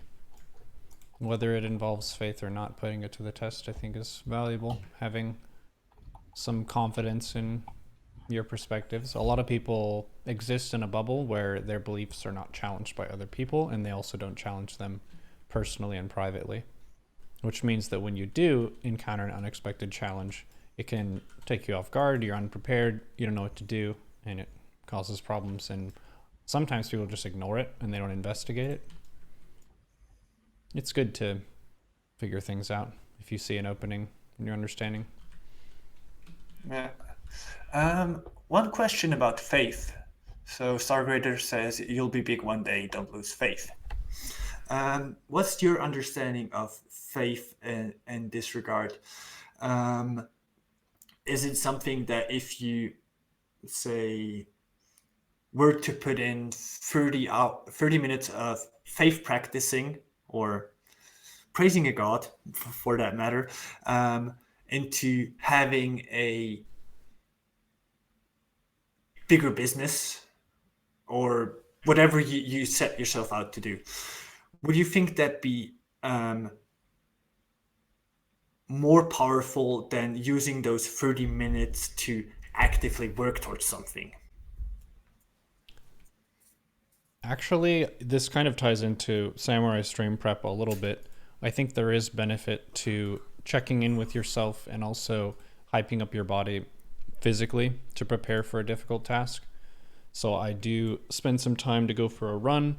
I also stretch and I meditate a little bit before I play ladder games. That's kind of asking the question, for your progress in your MMR, should you spend 30 minutes playing another ladder game, or exercising, stretching, and meditating and breathing before you play? I think the latter. I think it's to a point you can get diminishing returns on just doing the same thing over and over. You can approach it from multiple angles, and that's a big benefit. So faith in that regard, or the conversation with God where you trying to figure out things, would serve for you as a mental preparation for yourself. It's not that whatever comes out of the faith, like God intervening with your life, would be the result, but that the introspection that comes from it is the reward in and of itself. Yes. Yeah, that makes a lot of sense. So basically, having a active conversation with God where you think about your own life would be something that is a worthwhile faith practice, while just praying that something will change without questioning it yourself would be not as worthwhile a faith practice. Would you agree with that? Mm-hmm.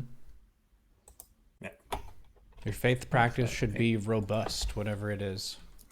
It should be broad-based and firm and have a secure foundation. You should understand not just the what of what you believe, but the why you believe those things and how it links into the overall big picture. Don't just take everyone's word for it. You should be able to sort out some things for yourself. Yeah.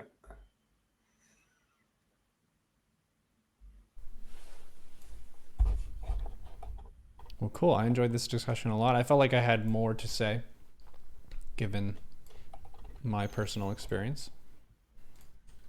I haven't had... I think it will get easier going forward as well. Like as the ideas become a bit more temporary, there's more things we have to comment on them than what the Greeks were thinking is pretty far removed from our thinking nowadays. While there's some tendencies they established, we have such a different framework on how to see the world that it's difficult to go into a conversation about Greek philosophy without having a lot of prior knowledge of it and have something meaningful to say. Mm-hmm. And as we go forward, we talk about ideas that are much closer to what we think of the world nowadays, so it will be easier to talk about. That's true. What would you think would be our next topic we're going to hit? While preparing for this, I noticed that we kind of didn't cover the Romans, which has some interesting ideas on philosophy as well. They mostly worked with the Greek texts. There's a lot of other branches of philosophy we could look at specifically. But if we're just keeping on the timeline, I think we would go into Reformation and how we broke from this tradition of just making philosophy based around God and the effect that had on philosophy and overall society. Mm-hmm. Sweet. How many episodes of Nietzsche do you think we would do? Given that he's your favorite. 9? The 9 of Nietzsche. Philosoclock with Ecce Fatum Ultimate Edition. I mean, I could talk for about a year about Nietzsche. It's difficult to make it like meaningful and condensed. I think 3 episodes would work well to kind of go through his stages in life and how he started doing philosophy, how like his main body of work, and then when he got sick, he wrote his last 2 works, which is the Antichrist and Ecce Homo, and the first being the conclusion of his thinking about Christianity and how we should transform away from it, and the second one being him talking about his own work, which is super interesting. One thing he wrote in there was, why did I write my Zarathustra not as a poet? I might have been able to do so. So he's basically looking at his own work critically and looking at Nietzsche through these at these 3 different times. It'd be interesting to kind of establish his thinking and what he was thinking of his own thinking at the time. Thinking about thinking, metacognition. And metacog was actually the nickname that I was going to take for myself first, before Neuro, because that's more directly the concept of what I'm trying to do with the stream, is encourage people to be mindful of their thoughts, especially their emotions related to tilt in competitive games.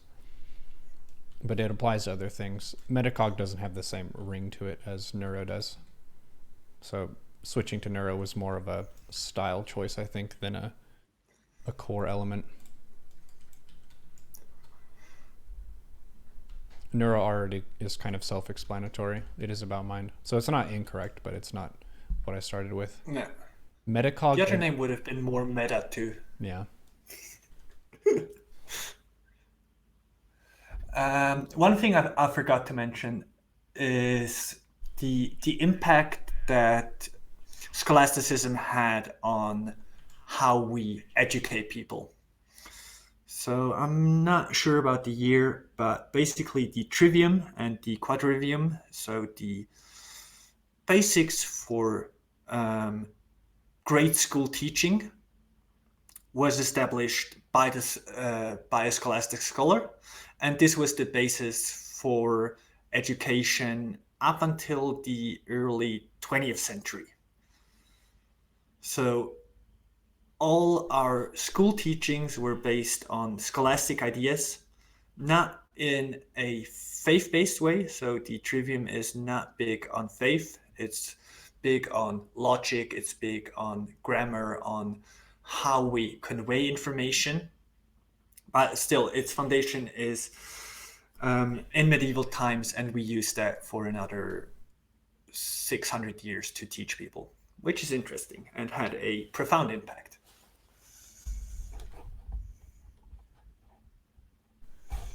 Today we learned.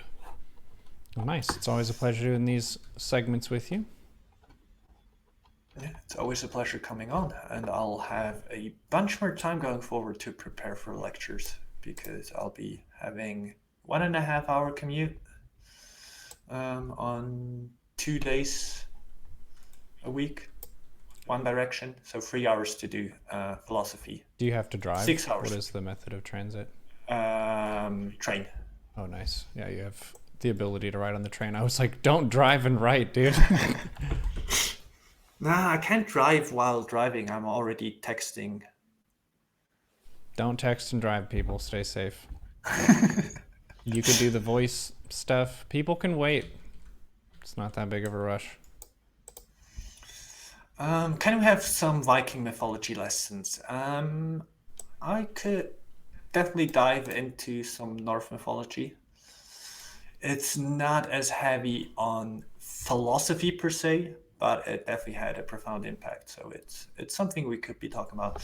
I think now that I have a bit more time, I can do a straw poll in the philosophy Discord again, and to have people decide on what they want to hear about. Like the field of philosophy itself is so big, you could basically talk about almost anything. So it's difficult to decide on a topic.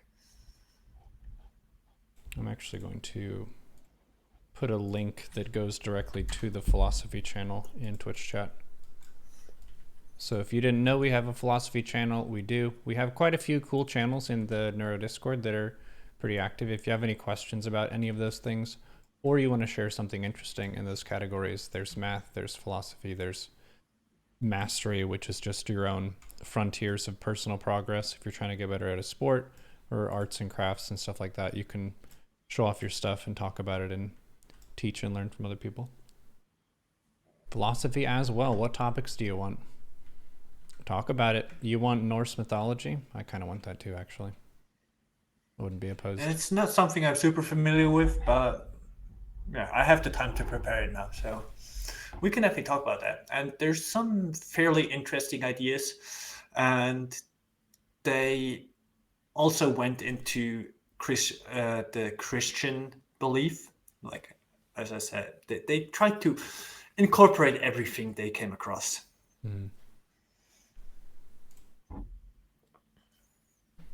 You take the good stuff from other things that already work. That's kind of like WoW. When you asked the question about the reason for playing WoW, I thought you might go all the way back to Tolkien, because so many of the concepts in this game are just direct rips of the different creatures and races and stuff in his universe. Yeah, but that's a common theme, as with Christianity, so with video games. We build on other things. It's hard to come up with something super unique and doesn't draw on any prior knowledge of similar things, in quotes. Mm-hmm.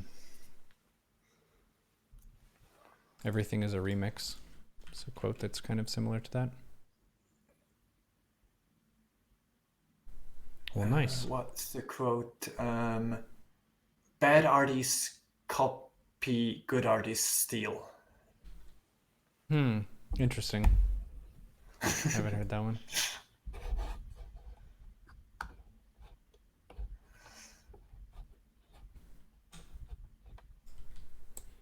Yeah, I think we might as well end the episode here, and then if there's anything else to talk about, we can talk about that off the record.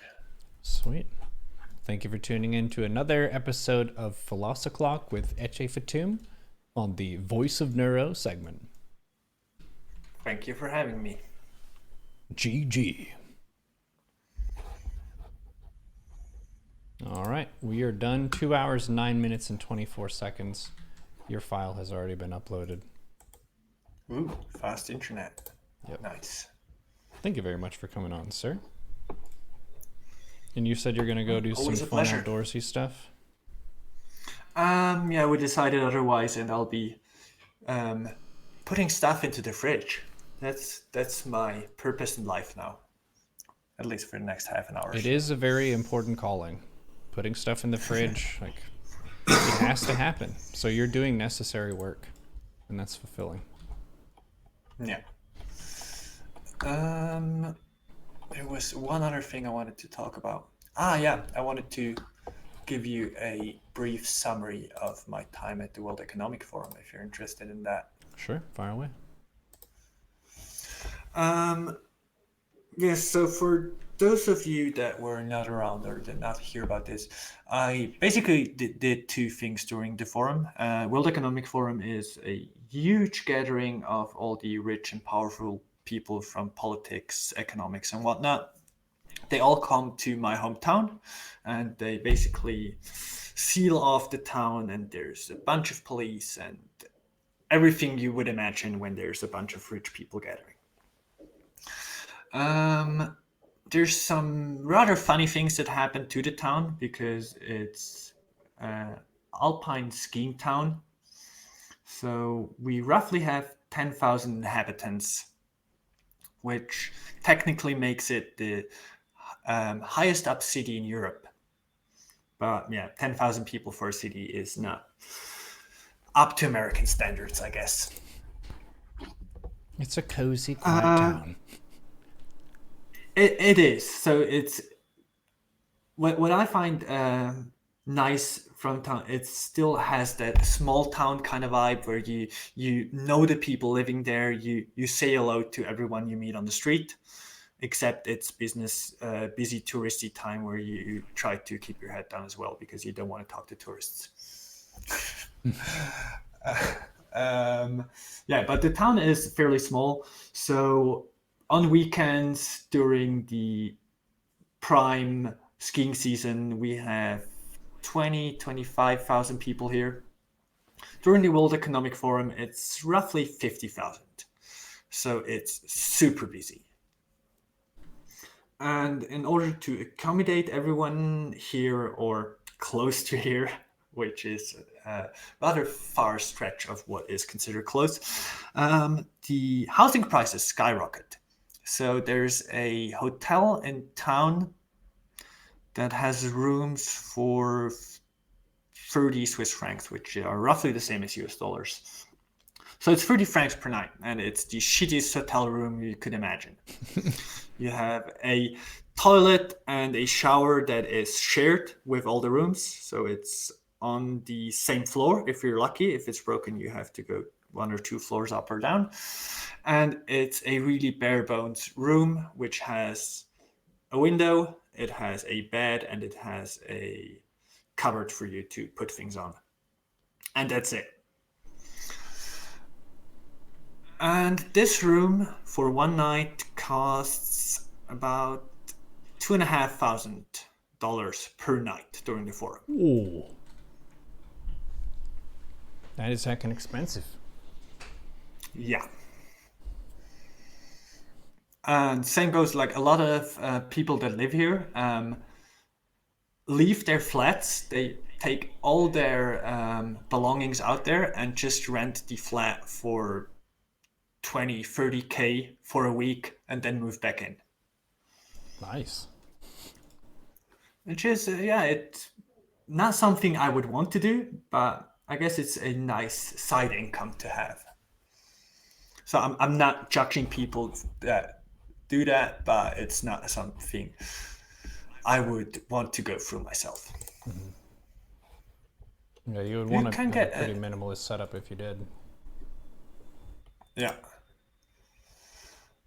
Also, a bunch of the storefronts in town are like the rent is so expensive that it's not worthwhile to put a store in there for 51 weeks a year. But it's better to just rent it a whole year and then just have your pop-up store during the week of the World Economic Forum. Which, it really hurts how the town looks because there's a bunch of empty storefronts that are just used for a week. Interesting. Is that the biggest thing that the town does? I would guess so. Yeah. I think it's arguably one of the biggest things any town could do.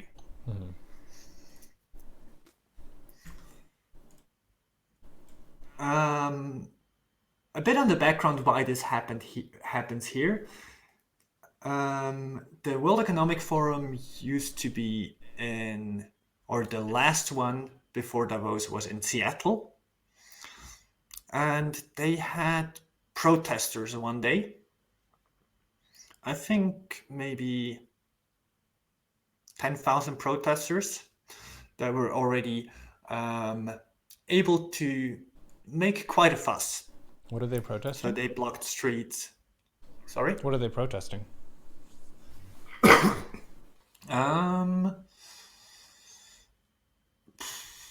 I guess, I'm not sure. I think they were just for more equality and just the usual left-wing protests you'd see. Like, this is a gathering of the powerful people. They come here to do evil stuff, so we got to disrupt that. So the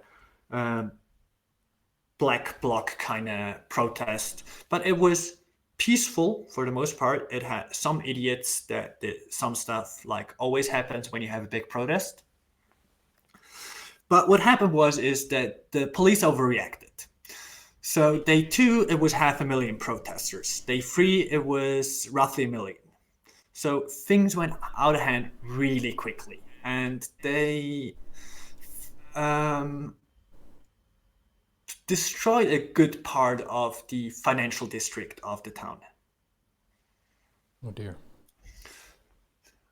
And so they decided to hold the gathering someplace that's a bit easier to control and coming to a Swiss mountain valley where you can block the main 2 entrances and see who goes in and who goes out is a lot easier than Seattle. Also, it's difficult to make a protest with roughly minus 10 degrees Celsius. So it's just, there's not as many incentives to come protesting here. That's probably a plus. I know there were protesters at BlizzCon this last year, and I think at TwitchCon the year before, there were protesters. There's usually still a protest, which is maybe 100, 200 people, but it's people that are from the surroundings that come together, protest something in a nice way, and then disperse, and everything's good again. And for more people to come, they would need to stay somewhere. And with the cheapest room being 2,500, you have to be really committed to protesting. Yep. So that never happened. They'd be really rich protesters.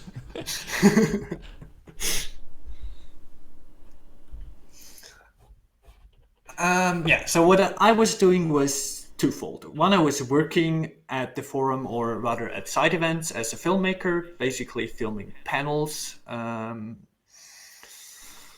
of them was about how we make the world more green, like the idea of making things sustainable, but not from a personal perspective, but more from a finance perspective on how we invest money into the change to a low carbon society, which was super interesting to me.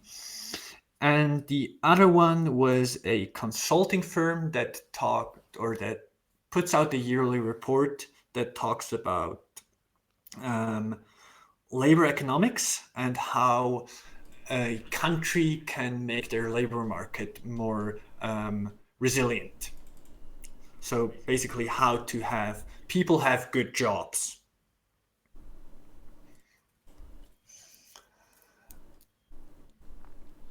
And Switzerland being number 1 in that list of countries with resilient labor markets was nice.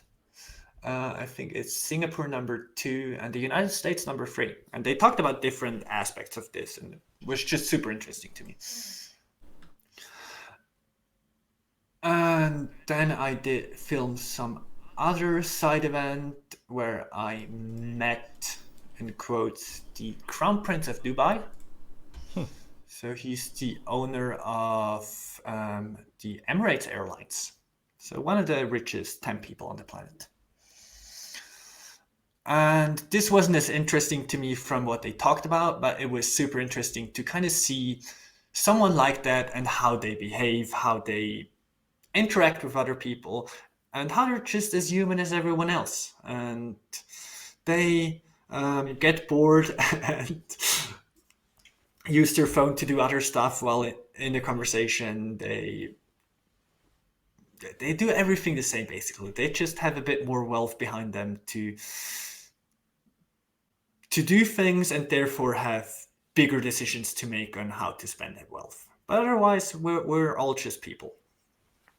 And it's nice to really seeing that firsthand. Mm-hmm. Yeah, I think one concept that maybe a lot of rich people don't understand is the extent of the power that they wield and how different that is from a lot of other people's experience.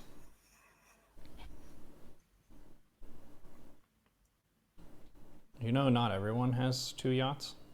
Oh, really? Like, there are 1 yacht people? They're actually 0 yacht people.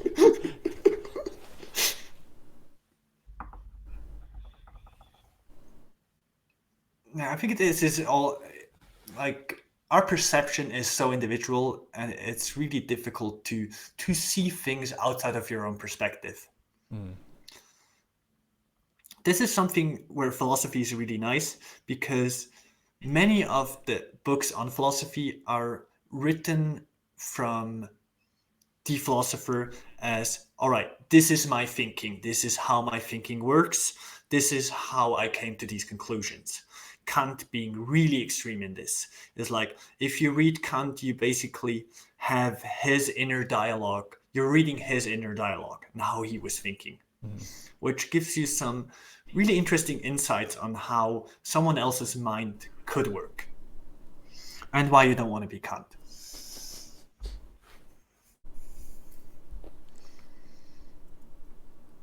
Yeah, I see that as one of the main benefits to reading philosophy is to get a bit more of an outside perspective from your usual perception.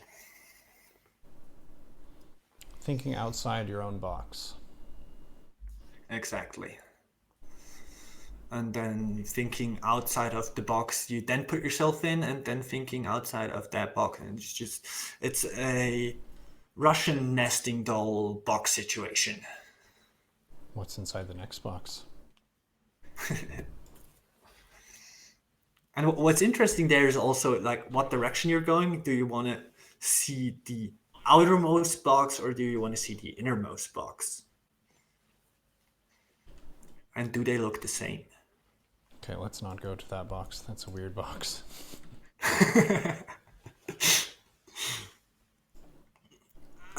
Yeah, the other thing was the video project you participated in as well, which was, I didn't get super many responses, but it was nice doing it once again. I'll just keep doing this until it someday gets some recognition.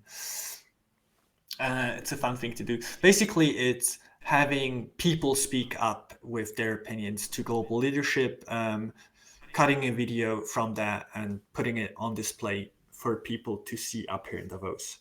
The main issue I ran into was I was marketing it on Facebook, and I thought I'll be super smart and just market it to the Davos region, which would have worked fine if only the search criteria is currently living in Davos. If the search criteria wasn't currently living in Davos, but rather would be currently staying in Davos. So I was trying to target people that are in Davos now, rather than people that just normally live here. So I had to kind of adjust that and just trying to target people all around the globe. But it worked out. I think I got like 30,000 views. So a bunch of people saw it, which is nice. The interesting thing for me was the question, if you could address everyone, what would you say? It's a pretty tricky question that I think is a difficult one, and one that most people don't put a ton of thought into. Used to be a time in my life where this would have been one of my questions I'd ask to people I meet. Like, if you have the chance, like, if I'm getting one thing out of this conversation, what would you want to tell me? Yeah.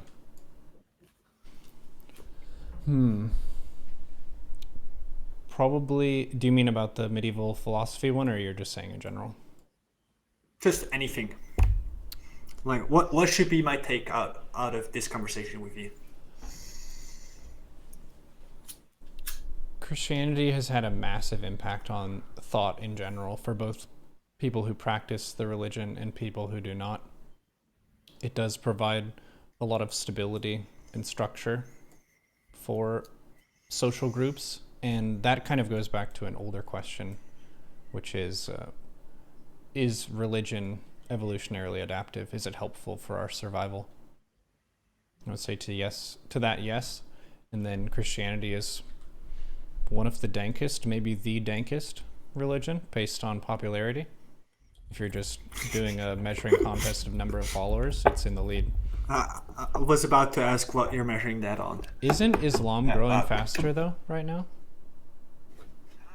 It's definitely growing faster, but it will be a long time till it takes over Christianity, and it will get more difficult. Like, the initial growth of a religion is a lot easier than crossing boundaries and like taking over other religions, unless you do it in a militant way, which is just a logistical nightmare because it takes a lot of money to do war against other countries.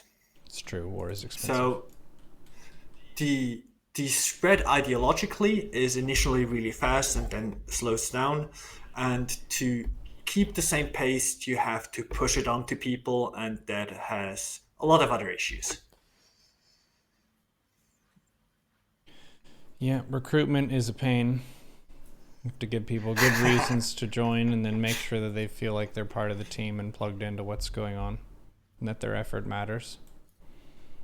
I definitely took part in that when I was in the church, but my preferred method of recruiting people was to be a good friend to them and just a good person who lived a virtuous life, to the point where they would be compelled to ask, like, what drives me to try to do the right thing.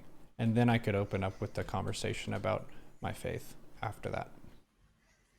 Some people were going the door to door. You're tricking people into it, basically. Not necessarily tricking, more demonstrating that it works.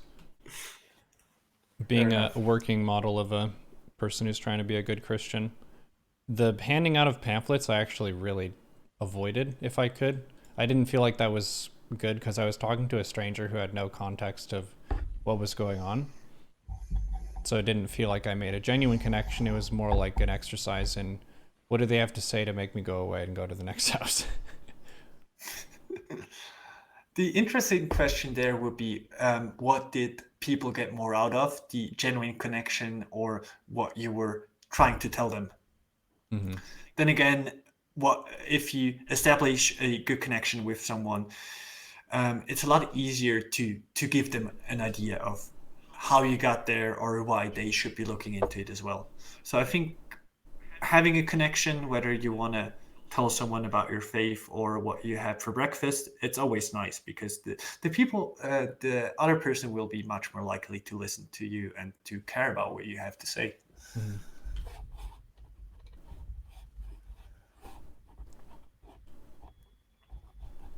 Be good to each other. That's something we can all agree on, I think.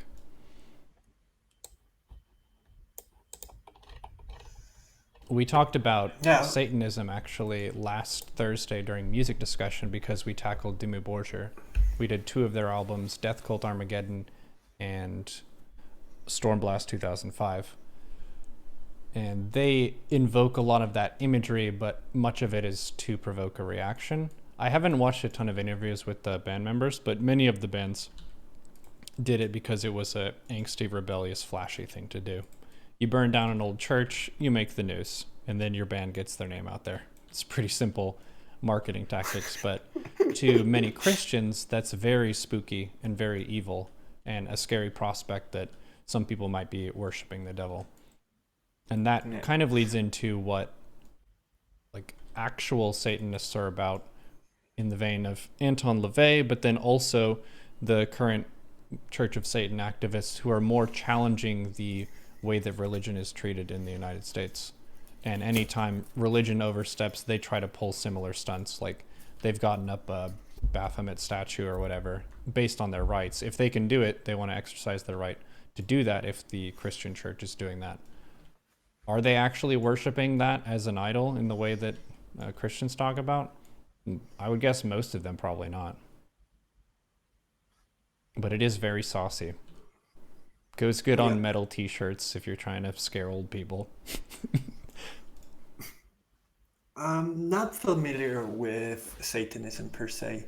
I imagine it just to be kind of an inverse of Christianity, where you just, what good is now bad and what's bad is now good.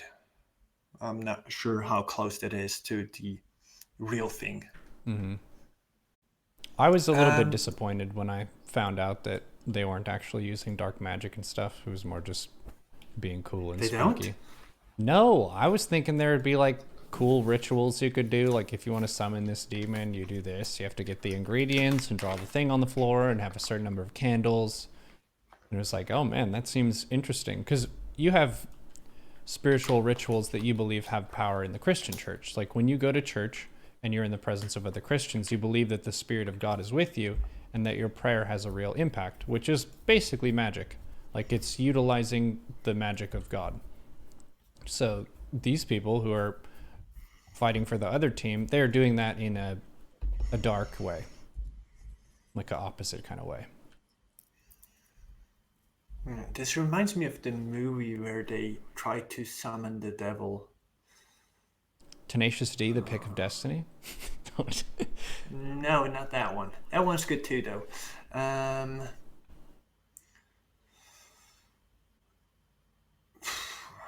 Who was it with?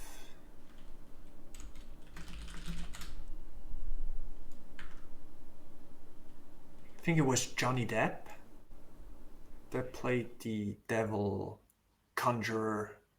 Oh, yeah. I think I read the description of that movie, but I don't think I saw it. It's a fun movie. Rather weird. Has some nice sex scenes in it for its time. I think that's the thing that stuck with me.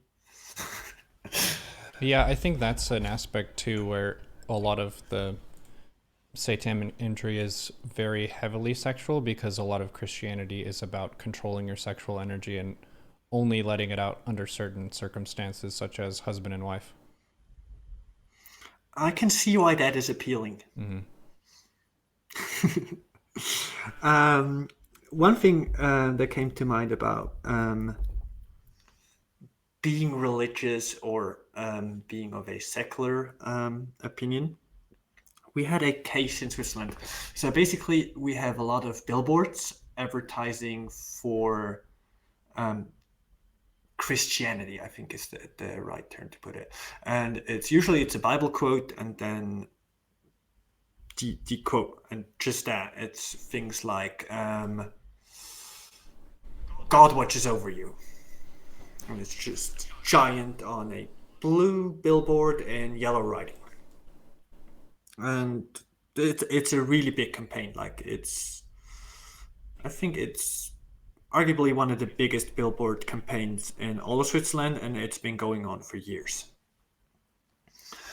So there was a secular organization that wanted to do something a bit more critical, and it was planned as a rather small campaign in Zurich, in the public transportation there, and they wanted to make a similar sign saying there might not be a God, just putting the notion that there might not be a God out there, and not even saying there is no God or God is dead, which would be way more edgy, but just putting the thought into people's brains that, well, there's other possibilities. It might not be what the other billboard says.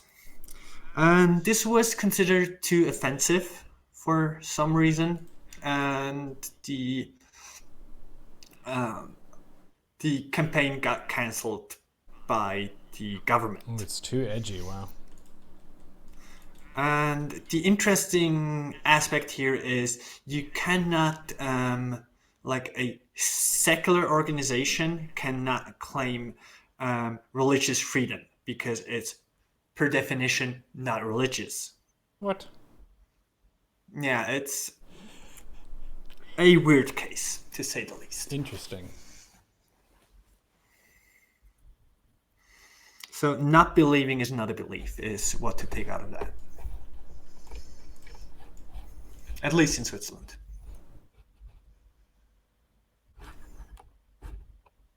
You can't talk about that. You're not even in a club. Shit. I guess I have to join a club and then I can talk about that. Yeah. I think you would have to establish the non-god as a god figure in order to make it a theistic, non-theistic religion. Yeah, it'd be rather complicated. But there would be tax benefits. Tax exempt, yeah. We are the religion of believing that you should sell a bunch of produce inside of a building. We don't have to pay any taxes because we're selling our tomatoes full gold. Has this ever been tried yet? I don't know, but there's an idea. If there's this grocery store that's really taken off because they don't have to pay taxes, then maybe they could give some subscriptions. This makes almost too much sense. Yeah. I joked about this with Kukio back in the day. We thought about making a religion where the only rule which everyone must follow is to have crisp, fresh tap water. At least 1 glass of water a day.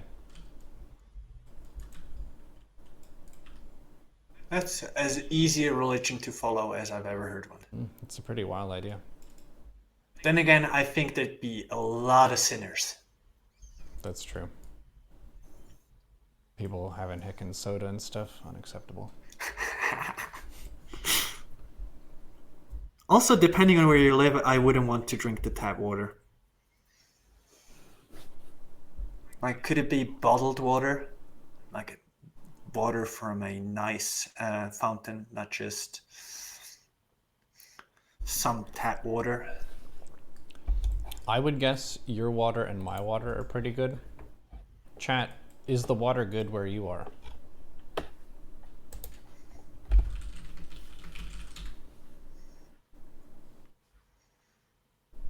This was now a water conversation. We went from medieval philosophy to how is your local city's tap water? Best in the nation. Yeah, so our water is not, it has no fluoride and no chloride in it because it's spring mountain water. So it's basically, you don't need to put anything in it for it to be clean. That being said, there are mechanisms to put chloride in it, and it's been constantly monitored. And if there is reason to believe that there is something in there that would need treatment, there's chlorine coming to it, but I've never tasted it in the water.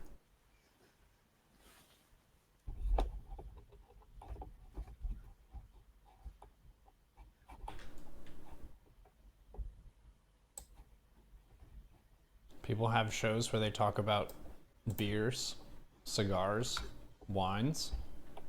Are there shows where people talk about different tap water, different local water, and what it tastes like? I can definitely taste the difference between Texas water and Seattle water. These are very different waters. Oh my goodness. Eastern Washington, the water there? Ugh. That is nasty. Now, I don't like the water in the lower parts of Switzerland because it's too... what's the white thing that's in the water that kind of makes everything clogged up? Minerals? Yeah, but a specific mineral. The one that Calcium? is in milk a lot. Calcium? Yes. Ooh. So there's a lot more calcium in water in the lower parts of Switzerland. And this is geographically because there's more of that kind of stone in the lower regions. And so it's considered to be harder water, and it also has a different taste. So it's not as good. It's still nice water, though.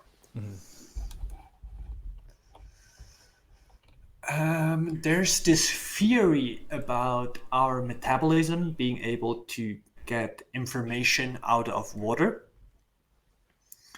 And I'm not sure how scientific this is, but I find the theory interesting that we're taking on environmental information over drinking local water. So if you're staying someplace and drinking bottled water from a different place, you're not doing yourself a service because you don't get the relevant information.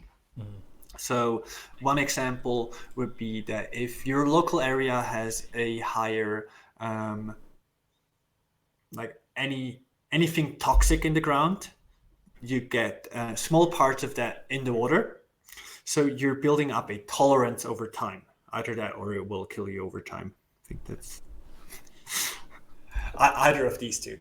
So by drinking the local water, you get more information on the area surrounding you and preparing you towards living in that area, which I find a really interesting concept. I've heard about that from honey. If you have local honey, it helps with your allergies.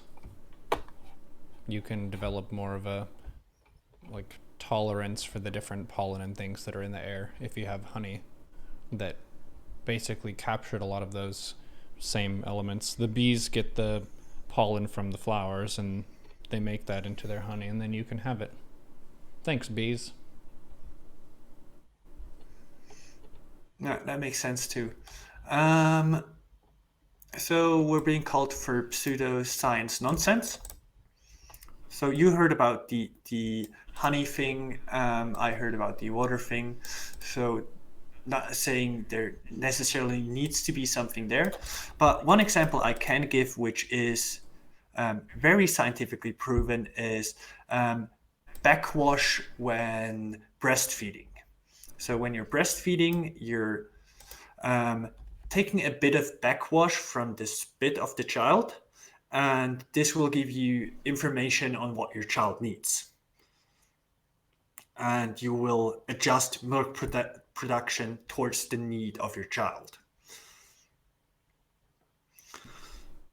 And this would be one thing that is really well studied that would suggest that there is some sort of feedback we get from this sort of information that just happens without our knowledge. And I don't think it's beyond our imagination to have similar things like water or honey giving you such information.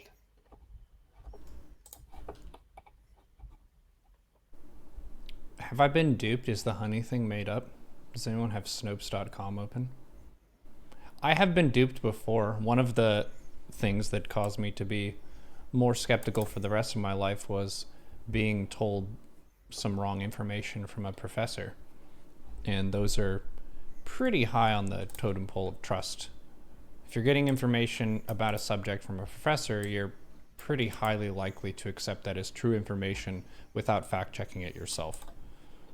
And we take a lot of stuff for people, basically just believe them. It's called the credulity bias. And the reason it's adaptive is because if you're in a state of nature where there are bears around and someone says, there's a bear over there in that cave, don't go over there, it's usually better to err on the side of believing them than to test to see if there's a bear cave. The people who tested to see if there's a bear cave did not produce as many offspring as the people who just believed them. Yeah, so I've been told these two topics have zero correlation. My question here would be, and I'm not saying you're wrong about this, but I can see how it's hard to prove that we can get that kind of information, it'd be similarly hard to prove that we can't get that kind of information. And I doubt there's any study that would conclusively say that this isn't a possibility.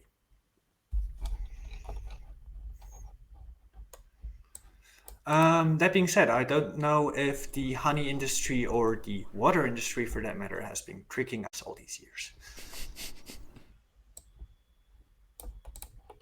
Get your tinfoil hats. The water is conspiring against us. If we can't even trust the water, who can we trust?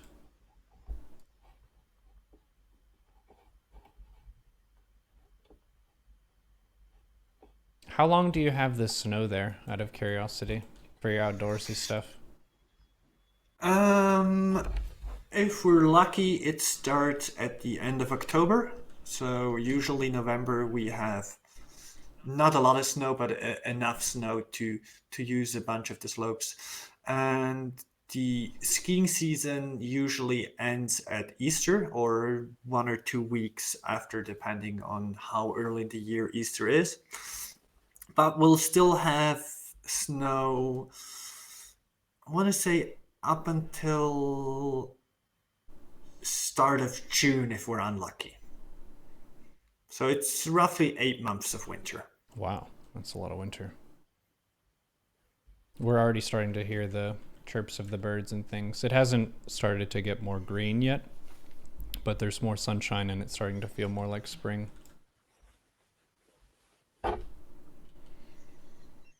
Yeah, it's weird having this much winter, but then again, if there's something you like about having snow around, it's an awesome thing to have. Mm-hmm.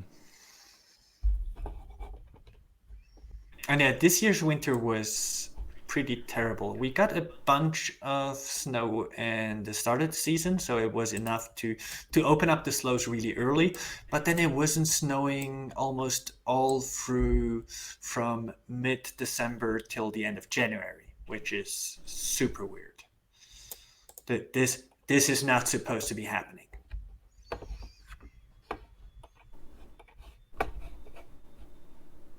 But still, we had some really nice times on the slopes.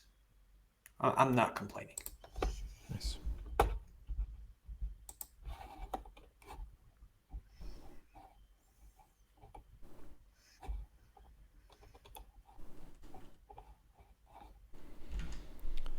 So we've had a troll in the chat for a while.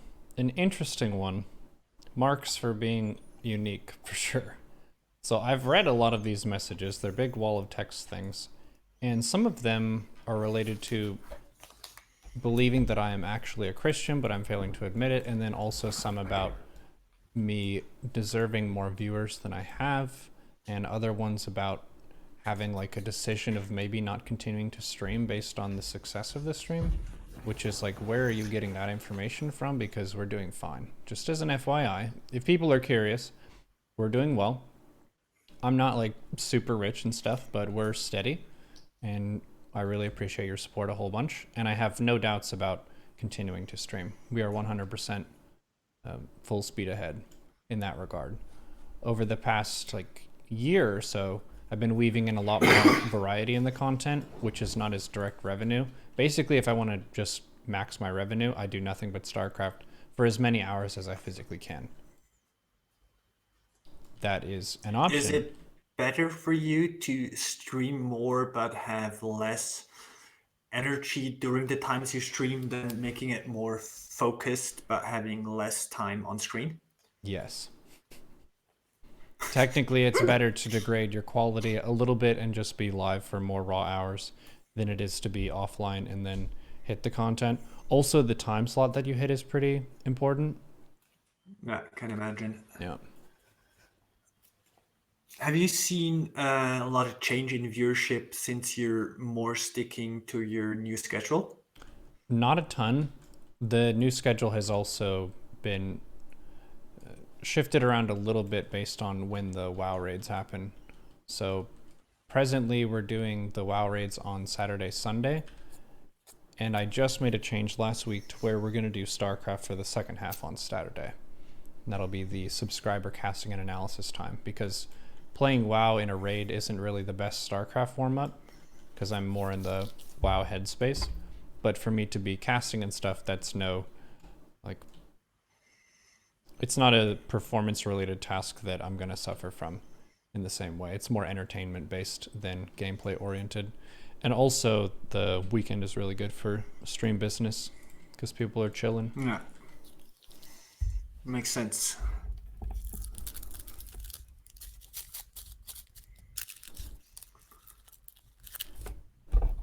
It's unfair that the mods get to decide what conversations are worthwhile.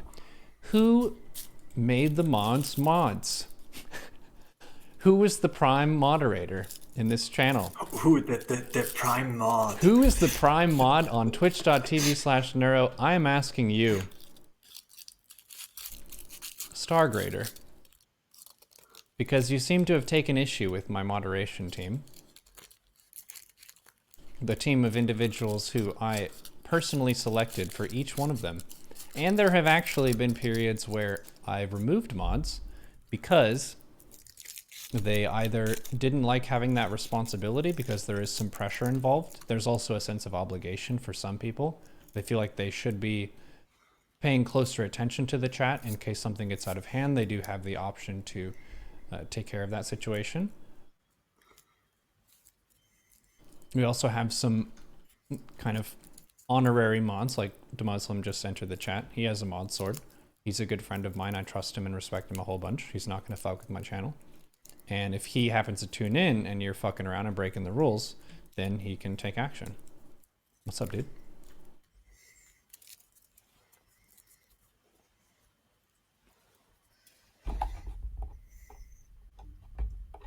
Dude, DeMuslim, I got Perdition's Blade and Core Leather gloves on Brunt. And we're going to get Thunder Fury on Friday or Saturday. Something like that. Let's go. So do you have all the required materials now for Thunder Fury? Well, the guild was talking today about liquidating the rest of the guild's assets because for me to have a stronger item means that all of our damage dealers can push themselves harder and they're not going to pull the attention of the boss. They can work away and really push as hard as they can, and Brunt is still going to be the highest on threat because he's going to have the best weapon in the game. So it's a really big Makes guild sense. plus and a good investment, more so than spending money in different areas.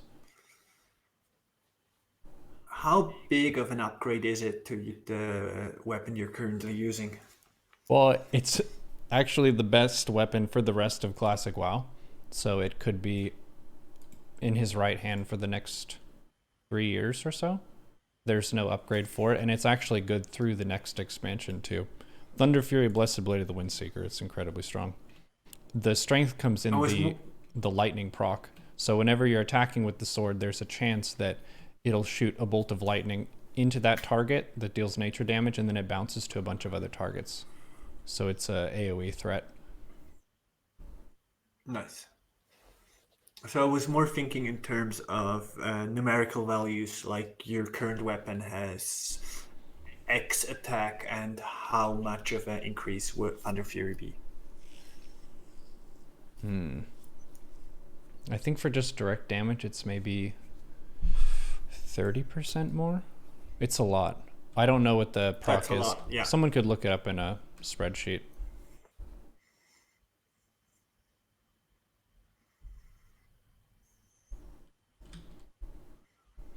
Being a guild leader has been an interesting challenge that caught me totally off guard in terms of the size of it.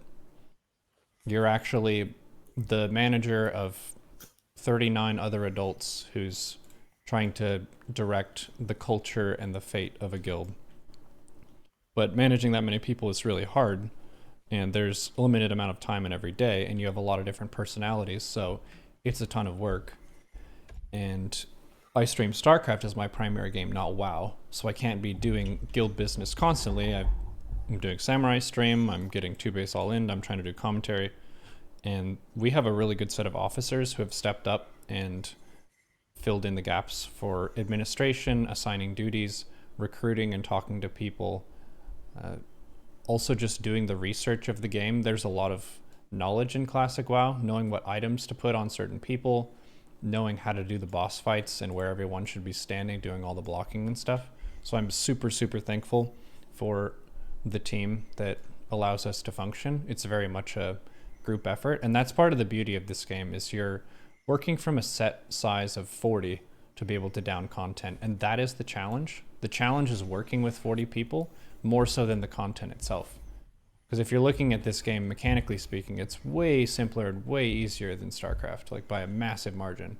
But the human task of sticking with your friends and showing up on time and being able to understand the fight, where to stand, and how to work together so you leverage everybody's strengths and offset your weaknesses is a challenge and a half.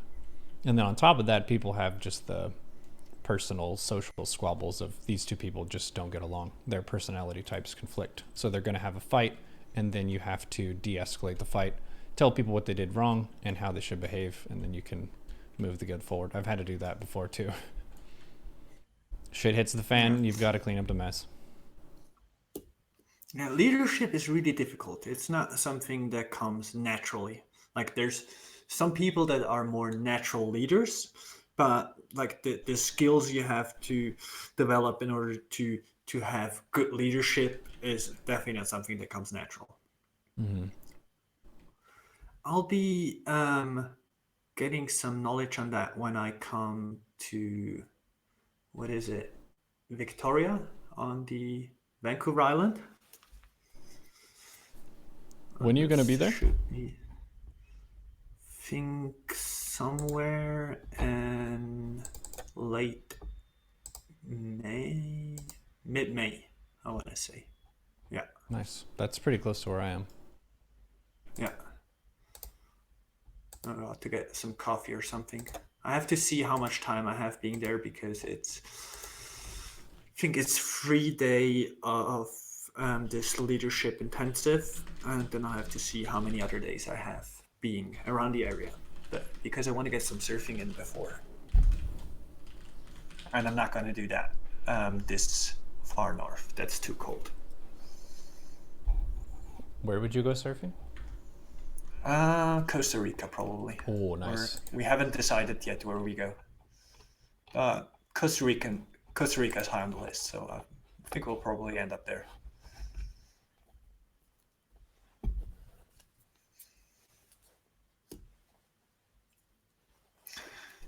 Yeah, so I will put some recommendations on different topics for philosophy time in the philosophy Discord, and then people can decide what they would like to hear about. We usually have like 3 different types of conversations. So what we did today was like the 101 of philosophy, where we look into one subject specifically and trying to understand what's happening. Then there's the format where we're looking at a broader concept and looking at what different people thought about it. And the third is just when I'm too lazy or too busy to prepare something, where we just have an open conversation about a topic. All of which I fairly enjoy, but it's like I leave it up to the viewership what they want to hear more of, and we try to cater to that. Yep, and some of it is just based on the chronological ordering of how philosophy has progressed over time. We're doing this for Twitch, so it's kind of bearing in mind that level of expertise and those anchor points of stuff. So we've made StarCraft references and things, and I'm playing WoW during it too, so it's very much tied to the gaming scene, and we try to keep that in the front of our minds. I'm also a noob for philosophy, so it's more of a host-expert relationship for a lot of the discussions. But today I got to be a little bit more of a person who had relevant information, given that was my perspective. Yeah, I think it's nice if it's a bit more of a conversation and less so me talking the whole time. Mm-hmm. Well, even if you are the expert, oftentimes there are things that you can learn from the student, because sometimes the student will arrive on a question that you didn't know about or didn't think of yourself, and sometimes they have perspectives that you can factor in that improves your understanding.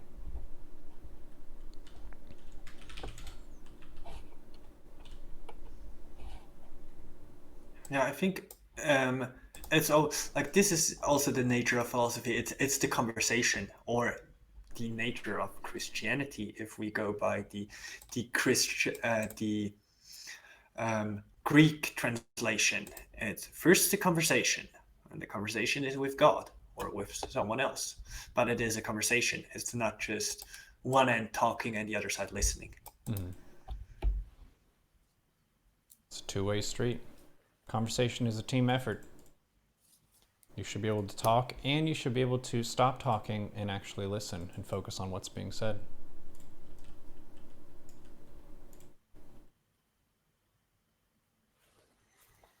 Listen without talking. Thank you very much for your time. Always enjoy our conversations. Hope you have fun outside Yeah, it was a activities pleasure. today. This will be up on Voice of Neuro pretty soon. I usually just pass along the Zencaster thing to Cobra Venom, and he does his magic getting that up on all your favorite podcast platforms. We are applying to have the stuff on iTunes as well. We're on Podbean right now, we're on SoundCloud, and a few other things. Yeah, this reminds me that my notes are not really worth using for the timestamps. So I'm sorry about that. I'll try to take a look over it and do some timestamping myself. So Alleluia won't have all the work.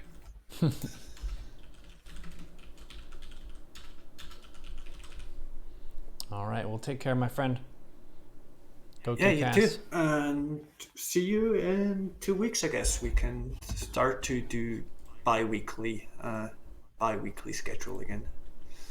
I'll have enough time to prepare. Sounds good to me. And yeah, thanks everyone for listening. It was a pleasure. GG. All right, nice. Nice.